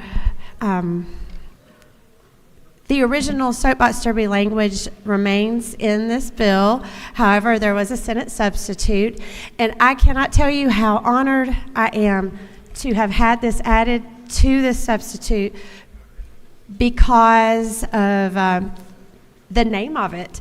This is the Richard H. Smith Georgia CHIPS Advancement in Research and Economic Development Act. It provides for grant and loan programs to attract and incentivize computer chip, or if you're of the smarter side of the house, whichever one you want to call that, semiconductors, to locate in Georgia and to encourage growth and expansion of those that are already here. A consortium would be set up under the umbrella of the One Georgia Authority to establish the grant program and to serve as an advisory panel. This is a great economic development measure named for a dear colleague of ours that we continue to miss to this day. Mr. Speaker, I would be happy to yield the well if there are no questions, and I ask for your favorable vote on this Senate sub to this bill. Thank you. The lady has a couple of questions, if you'll yield. Yes, Representative sir. Reese, to your left in the back of the room, has a question. Gentleman's recognized. Thank you, Mr. Speaker. Does the gentlewoman yield? I do. Isn't it true that Representative Smith was a big proponent of the CHIP Acts and the CHIP process that we have going on right now in Columbus, Georgia? And I can just imagine that he is absolutely tickled that we were able to get this done because this was a high priority to him. I understand that's true, and I absolutely think he would be thrilled to know that we have this measure here. And will you further yield? Sure. And I just want to thank you for presenting this today and say that I certainly am in strong support of this amendment. Thank you, Representative. Lady, yield for another question. Yes, sir. Representative Seabaugh, to your left. Does the lady yield? Absolutely. Is it not true that as a director of the Marietta Soapbox Derby for 10 years, and we sent 300 kids, we had 300 kids participate in that program and sent 30 kids to Akron, Ohio to represent our state in the World Championship? And is it not true that this is a character building program, and I'm very excited that you finally got this bill through? Thank you. That is true, and I do appreciate your support on this and your involvement in the Soapbox Derby throughout the years. It's a good program for young people. Lady has a couple more questions. She'll yield. I'll yield for one more, Mr. Speaker. Representative Williams, to your left. Representative Al Williams knows about the Soapbox Derby. Gentleman's recognized. The gentle lady yield. Of course. Is it not true that tourism has increased terrifically in your town because of the appearance of an international champion named Representative Al Williams? There is no doubt. Thank you. The lady knows what she speaks. Thank you, Mr. Speaker. Ask for your favorable consideration, and I yield the well. The lady has yielded the well. On the lady's motion that the House agree to the Senate substitute to House Bill 1026. House Bill 1026. All those in favor will vote yes. Those opposed will vote no, and the clerk will unlock the machine.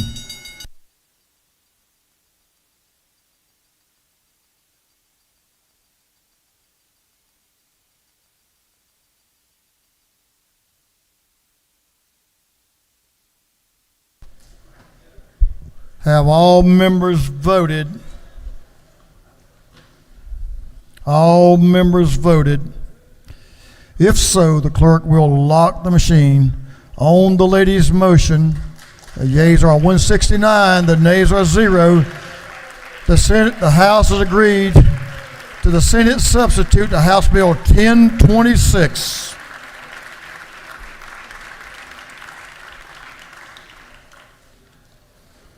Congratulations. I didn't know we had an international champion, but I know it now. Representative Gunther is recognized for a motion. Representative Stan Gunther. Thank you, Mr. Speaker. I move that we accept the Senate substitute to House Bill 456. Mr. Clerk, will you read the caption? House Bill 456 to be entitled an act to amend Article 1 of Chapter 32 entitled 36 of the Official Code of Georgia annotated relating to general provisions regarding municipal courts. Chairman Gunther is recognized to explain the Senate substitute. Thank you, Mr. Speaker. The Senate substitute, House Bill 456, was a bill that came through here a while back. I believe it was nearly unanimous, if not unanimous, when it voted out. This sets the minimum term of a municipal court judge at 2 years, and also has provisions in it if there's a breach of the contract, how to shorten that.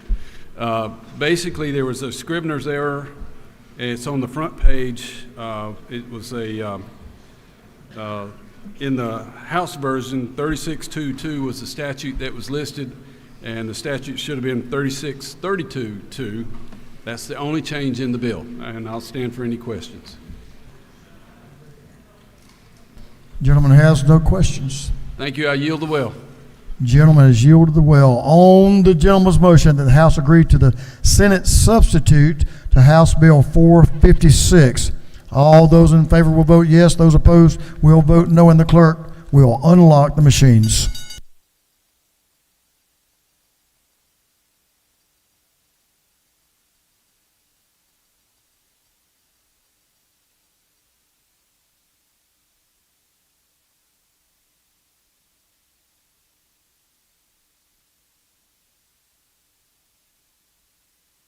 Have all members voted?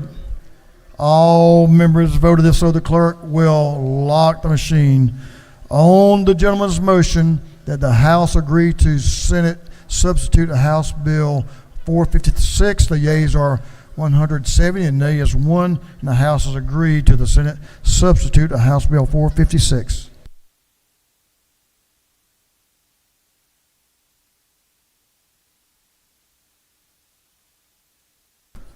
Representative Houston Gaines is recognized for a motion. Thank you, Mr. Speaker. I move that the House agree to the Senate substitute to House Bill 1201. Mr. Clerk, will you read the caption to House Bill 1201, 1201? House Bill 1201 to be entitled an act to amend Code Section 1710, 21, and 35-337 of the Official Code of Georgia annotated relating to vacating of sentence for trafficking victim defendants and review of individuals' criminal history record information. Representative Gaines is recognized to explain his motion. Thank you, Mr. Speaker.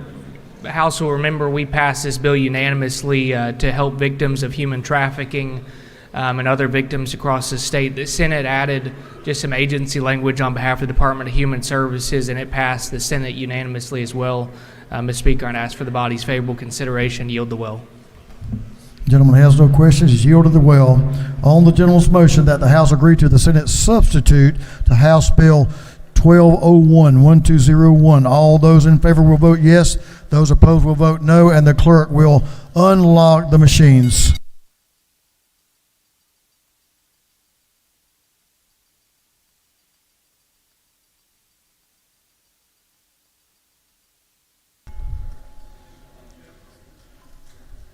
Have all members voted? All members voted. If so, the clerk will lock the machines. On the gentleman's motion that the House agree to the Senate substitute for House Bill 1201, the yeas are 169, the nays are 0, and the House has agreed to the Senate substitute. For what? Chair recognizes Representative Kelly for a motion. Thank you, Mr. Speaker. I move that the House agree to the Senate substitute on House Bill 1203. Mr. Clerk, will you read the caption? House Bill 1203 to be entitled an act to amend Article 3, Chapter 7, and Title 44 of the Official Code of Georgia annotated relating to dispossessory proceedings. Representative Kelly is recognized to explain the Senate substitute. Thank you, Mr. Speaker. If you'll remember, House Bill 1203 passed this body with just one no vote. The only change in the Senate is they changed the effective date from July 1st to effective upon the governor's signature. I'll be glad to answer any questions. The gentleman has no questions. Thank you. On the gentleman's motion that the House agree to the Senate substitute to House Bill 1203, all those in favor will vote yes. Those opposed will vote no, and the clerk will unlock the machines.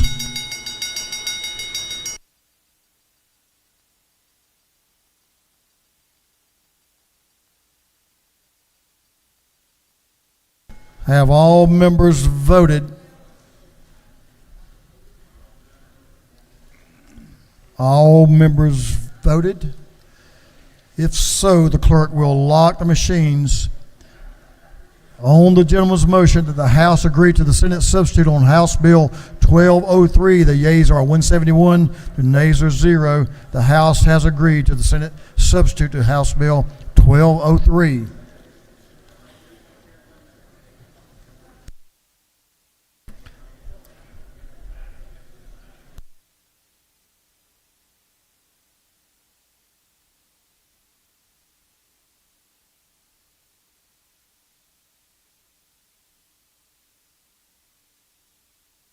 Chairman Carson is recognized for a motion.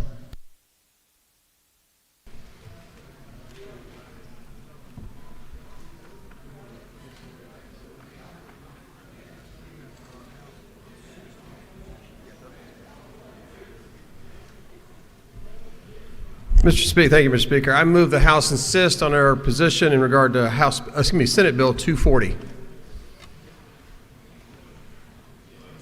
Mr. Clerk, will you read the caption? Senate Bill 240 to be entitled an act to amend Title 47 of the Official Code of Georgia annotated relating to retirement and pensions so as to revise the minimum and maximum allowable benefits. Chair recognizes Representative Carson to explain his motion. Folks, this is I know the hour is late, but this is a very important bill. It's in regard to two areas of insisting on our position from last year in regard to identifying classified employees within public school systems who are not extended Social Security disability benefit coverage. This is just a data collection exercise. The second part of the bill has to do with getting our charter school retirement options in compliance with Department of Treasury. That's really all the bill does, and I just ask that the House insist on our position. The gentleman has no questions. The gentleman has yielded the will. Representative Carson has moved that the House insist on its position on Senate Bill 240. Is there objection? Chair hears none, and the House has insisted on its position on Senate Bill 240.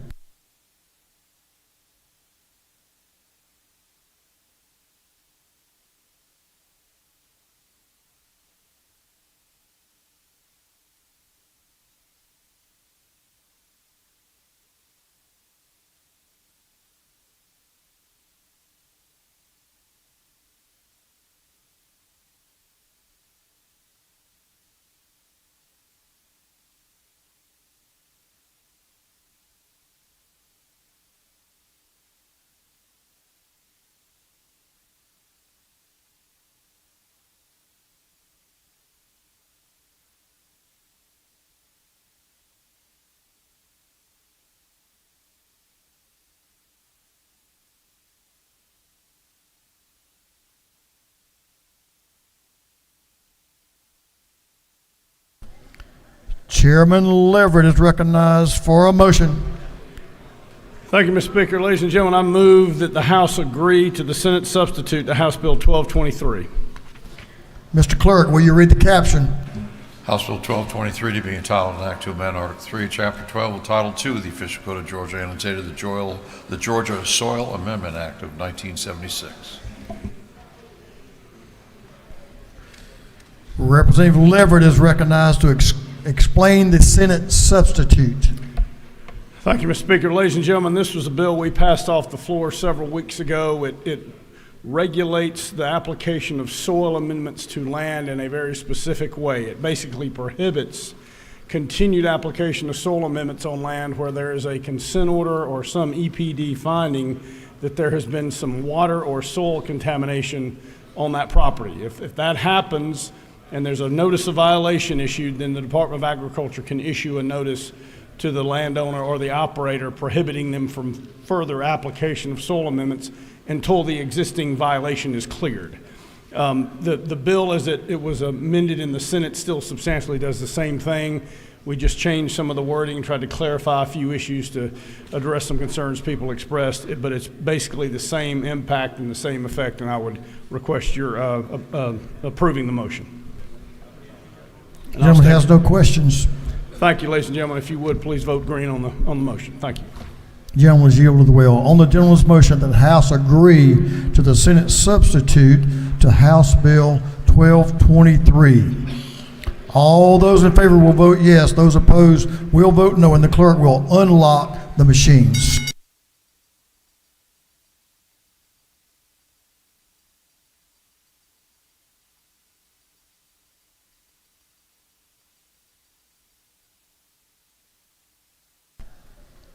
Have all members voted?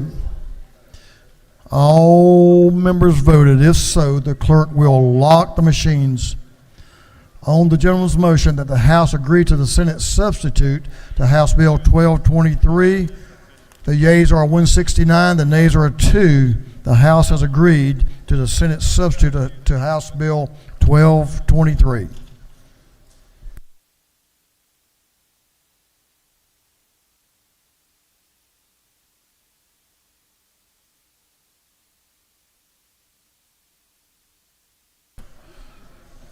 Chairman Hatchett is recognized for a motion.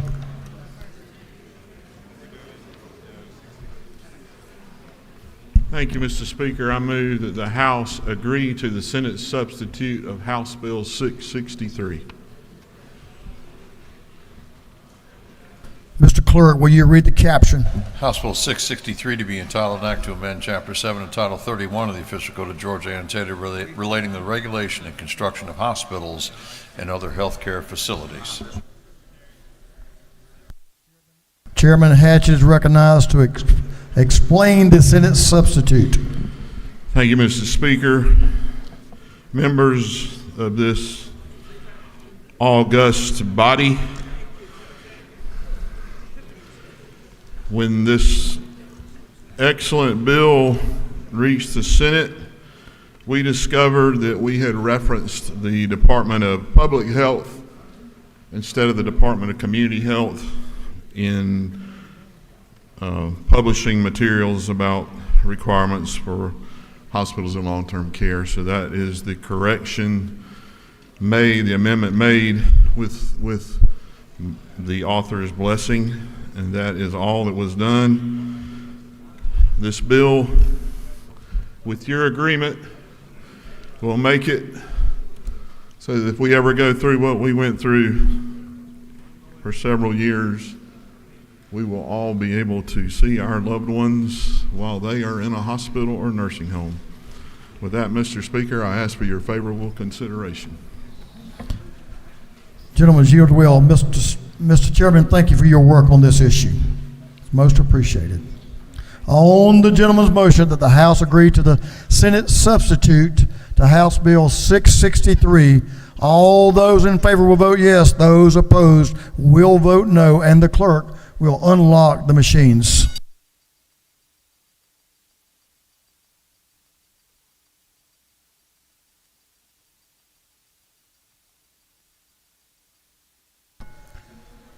Have all members voted? All members voted. If so, the clerk will lock the machines.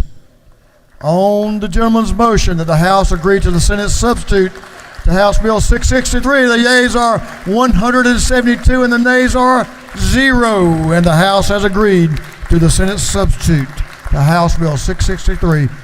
Congratulations, Mr. Chairman.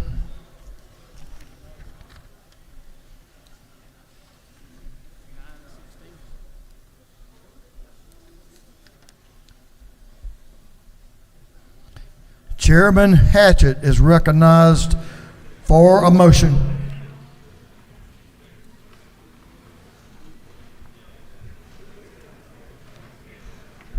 Gentleman has the well. Give the gentleman your attention. You may want to hear what he's getting ready to tell you. Thank you, Mr. Speaker. I move that this House insist and appoint a conference committee on House Bill 916. Mr. Clerk, will you read the caption?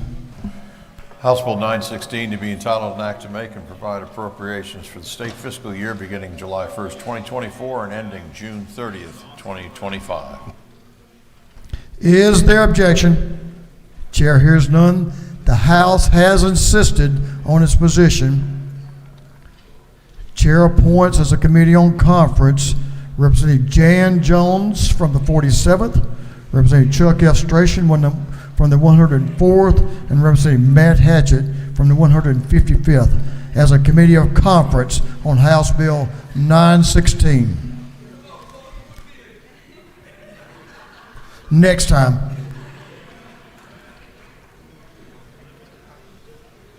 But it was close, I'll tell you. It was close. If you don't ask, you don't receive, right? There you go. Representative Lumsden is recognized for a motion. Representative Lumsden.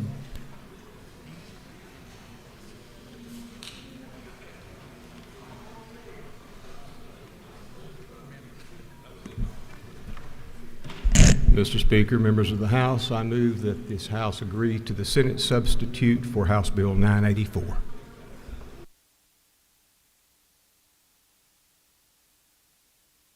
Mr. Clerk, will you read the caption?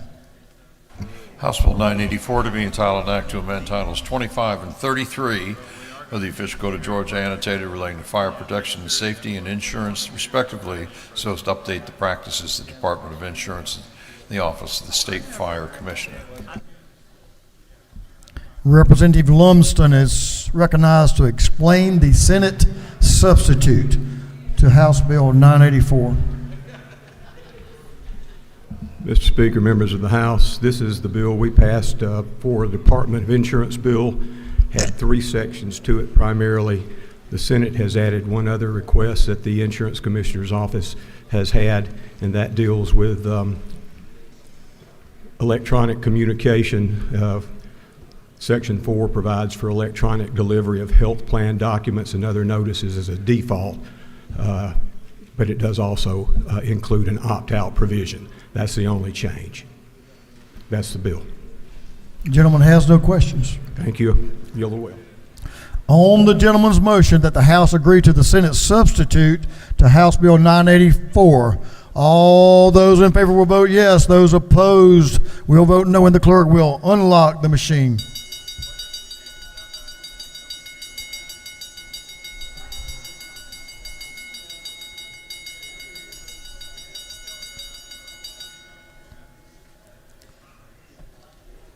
Have all members voted? All members voted. If so, the clerk will lock the machines. On the gentleman's motion that the House agree to the Senate substitute of House Bill 984, the yeas are 170, the nays are 0. And the House has agreed to the Senate substitute to House Bill 984.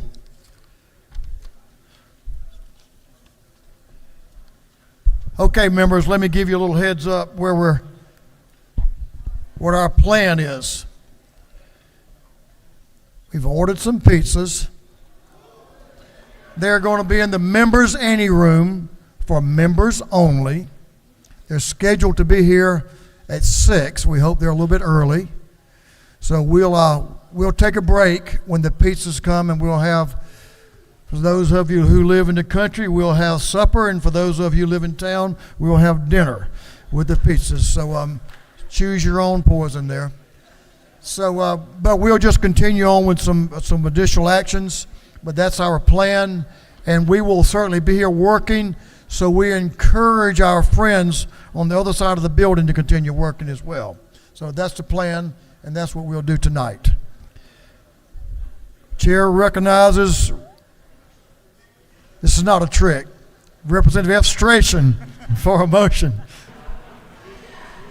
Don't get excited. Not the motion I want to make. Mr. Speaker, I move that the House agree to the Senate substitute to House Bill 1410. Mr. Clerk, will you read the caption? House Bill 1410 to be entitled an act to amend Chapter 3 of Title 8 of the Official Code of Georgia annotated relating to housing generally so as to establish a stable housing accountability program. Chair recognizes Leader F. Strachan to explain the Senate substitute.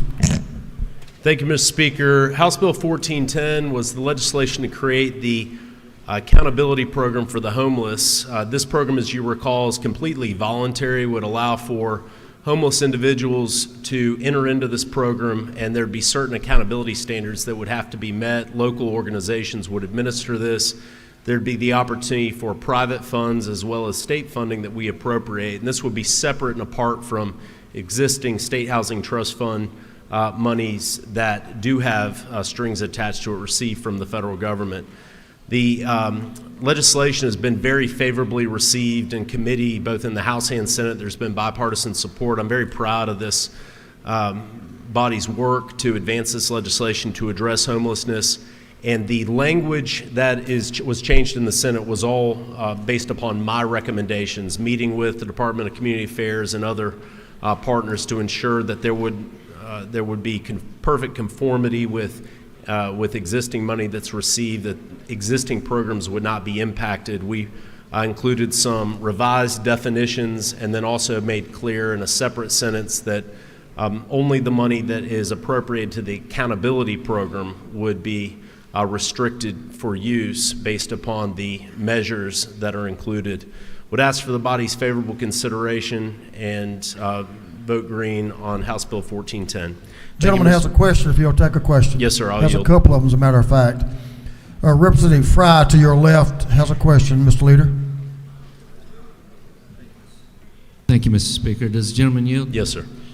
Mr. Leader, I just want to thank you for bringing this bill to address some of the social issues that we're having. I appreciate your concern with making sure that we weren't going to take away any federal funding in the existing programs, even though it doesn't match exactly what the bill says. So I appreciate your work on that. Yes, sir.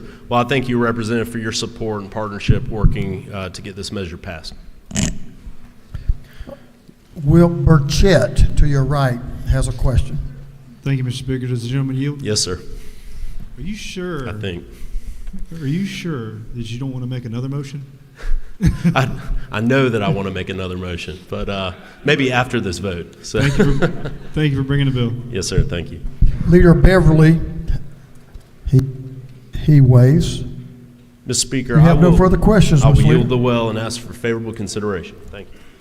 Gentleman has yielded the well. On the gentleman's motion, the House agreed to the Senate substitute to House Bill 1410, 1410. All those in favor will vote yes.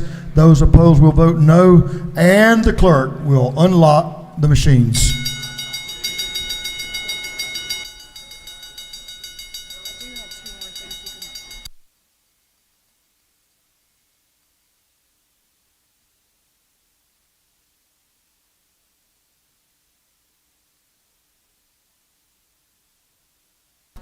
Have all members voted?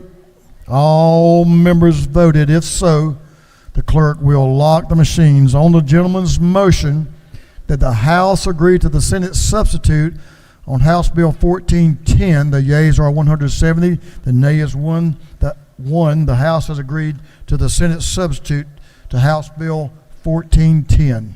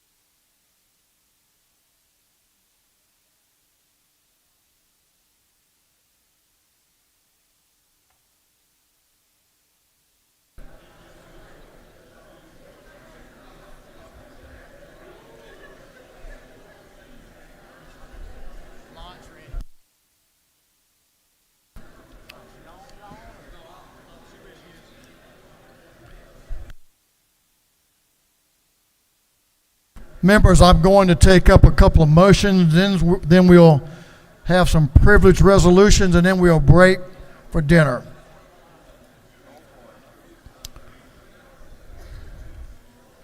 For what purpose is Representative Lott rise? To make a motion, Mr. Speaker. State your motion. I ask that the rules of the House be temporarily suspended so that a bill may be read for the first time and assigned to committee. Mr. Clerk, will you read the caption? Unnumbered House Bill by Representative Lott of the 131st and others to be entitled an act to amend Chapter 26 and 34, Title 33 of the Official Code of Georgia annotated relating to nurses and physicians. On the lady's motion that the rules of the House be temporarily suspended so a bill can be read for the first time and assigned to committee, is there objection? Health. For what purpose does Representative Maynard rise? To make a motion, State your motion. I ask that the rules be temporarily suspended so that a bill can be read for the first time and assigned to committee. Mr. Clerk, will you read the caption? Unnumbered House Resolution creating the House Study Committee on Atlanta's Historic Civil Rights Communities. On the lady's motion that the rules of the House be temporarily suspended so a bill can be read for the first time and assigned to committee, is there objection? Energy, Utilities, and Telecommunications.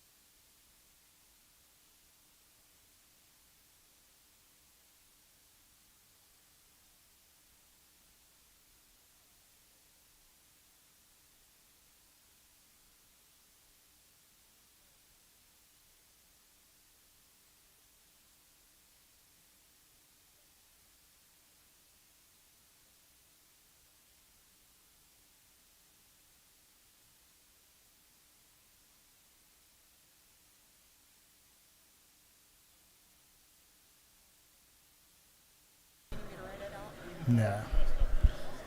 Well, members, I'll have to admit the alphabet soup of committees stumped me. That one's not going to that one's not going to energy utilities. That one's going to economic development and tourism. So we'll reassign that to the committee. The hour is getting late there, Mr. Leader. What do you think? That pizza's going to be good. That pizza's going to be good. Mr. Clerk, will you read the caption to a group of privileged resolutions? Honoring the life and memory of Julian Ward Edwards. Honoring the life and memory of Julia Christine Hendricks Bachelor. Recognizing and congratulating Jakeem Fortson. Recognizing and commending Sheriff Randy Shirley on his outstanding public service. Recognizing and commending Sheriff Mike Cleveland on his outstanding public service. Recognizing and commending Sheriff Stevie Thomas on his outstanding public service. Recognizing and commending Chief Deputy Tommy Whitmire on his outstanding public service. Recognizing and commending Dr. Geraldo L. Sotomayor. Recognizing March 26, 2024 as Pickleball Day at the State Capitol. Commending Caleb McDonald, Coosa High School's 2024 Star Teacher. Commending Jean Greer, Chattooga High School's 2024 Star Teacher. Commending Alex Lemmings, Chattooga High School's 2024 Star Student. Commending Hannah Rivers, Tryon High School's 2024 Star Student. Commending Jennifer Patterson, Tryon High School's 2024 Star Teacher. Commending Christy Sutton, Model High School's 2024 Star Teacher. Commending Walker Gallman, Model High School's 2024 Star Student. Commending Caden Reese, Coosa High School's 2024 Star Student, honoring and remembering the life of the Honorable Shahakar A. Muggle. Recognizing and commending Reverend Dr. Rodrigo Cruz. Recognizing and commending the Disability Action Center of Georgia. Recognizing and commending the Latino Community Fund Georgia. Recognizing and commending Kenyatta Mitchell. Recognizing February 26, 2024 as National Coalition of 100 Black Women Day at the State Capitol. Recognizing February 26, 2024 as 100 Black Men of America, Inc. Day at the State Capitol. Recognizing and commending Jessica Judy Dupart, and recognizing March 26, 2024 as Influential Women at Georgia Day, and recognizing and commending Princess Banton Loeffler. And for other purposes, that completes the reading of the privileged resolutions.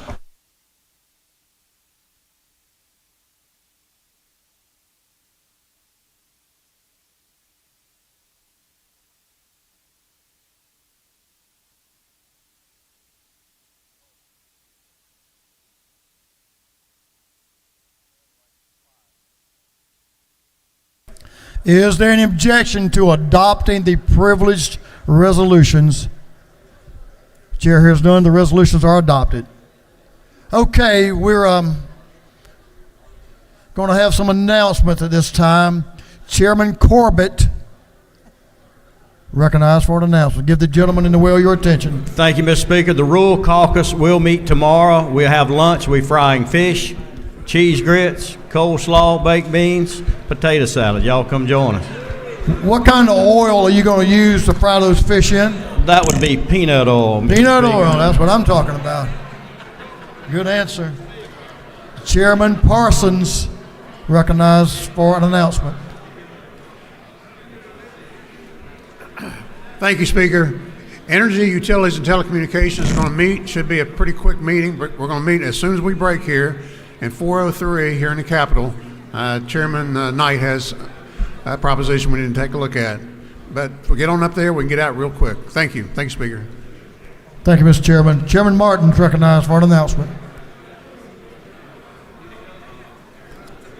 Chairman Martin, you want to make an announcement? You're recognized. Ladies and gentlemen, the House Higher Education Committee will meet on recess in 341. We have a bill we need to get out this afternoon. It'll only take about 2 minutes. Thank you. Chairman making announcements, and members, our pizza is en route. It's not here quite yet, so if you have a brief committee meeting, you may want to have that committee meeting before and not later, earlier than not later. Does that make sense? Because we're still waiting for the pizza to get here. Chairman Mitchell, recognized for an announcement. The Democratic Caucus will meet upon this break immediately to discuss an important matter. Will be done by the time the pizza arrives. Thank you, Mr. Speaker. We're in 605 in the CLOB.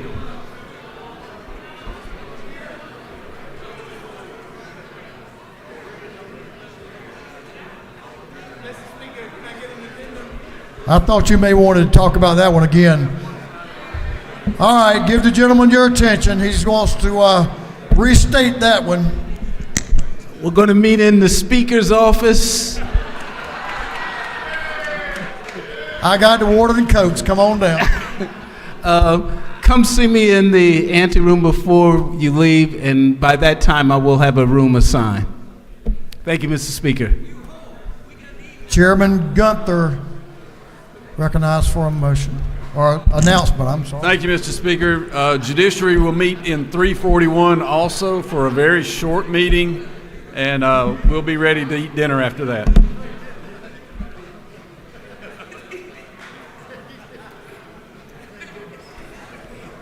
Chairman Tyler Paul Smith, recognized for an announcement. Thank you, Mr. Speaker. Members of Judiciary Non-Civil, we will meet in room 341 of the Capitol upon the adjournment of Judiciary Civil meeting in 341. Room 341. Thank you, Mr. Speaker. And that'll be upon our break here.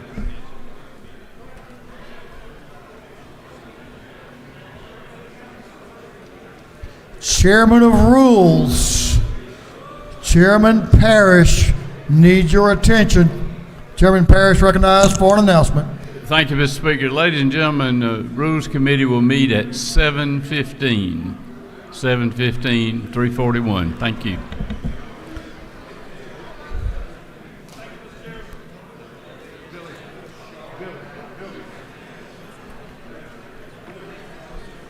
Minority Leader Beverly, do you have an announcement? Are you sending him back again? Third time may be the charm there, Mr. Chairman. Yes. Just wanted to emphasize to the Democratic caucus, we will meet now in room 216 before the pizza arrives. It'll be a very brief meeting. Thank you so very much, Mr. Speaker. They still don't seem very happy. You want to try it again? Okay, members. Thank you for your work today. Our work is not complete, so we will stand in recess until 7:30 p.m. This House will stand in recess.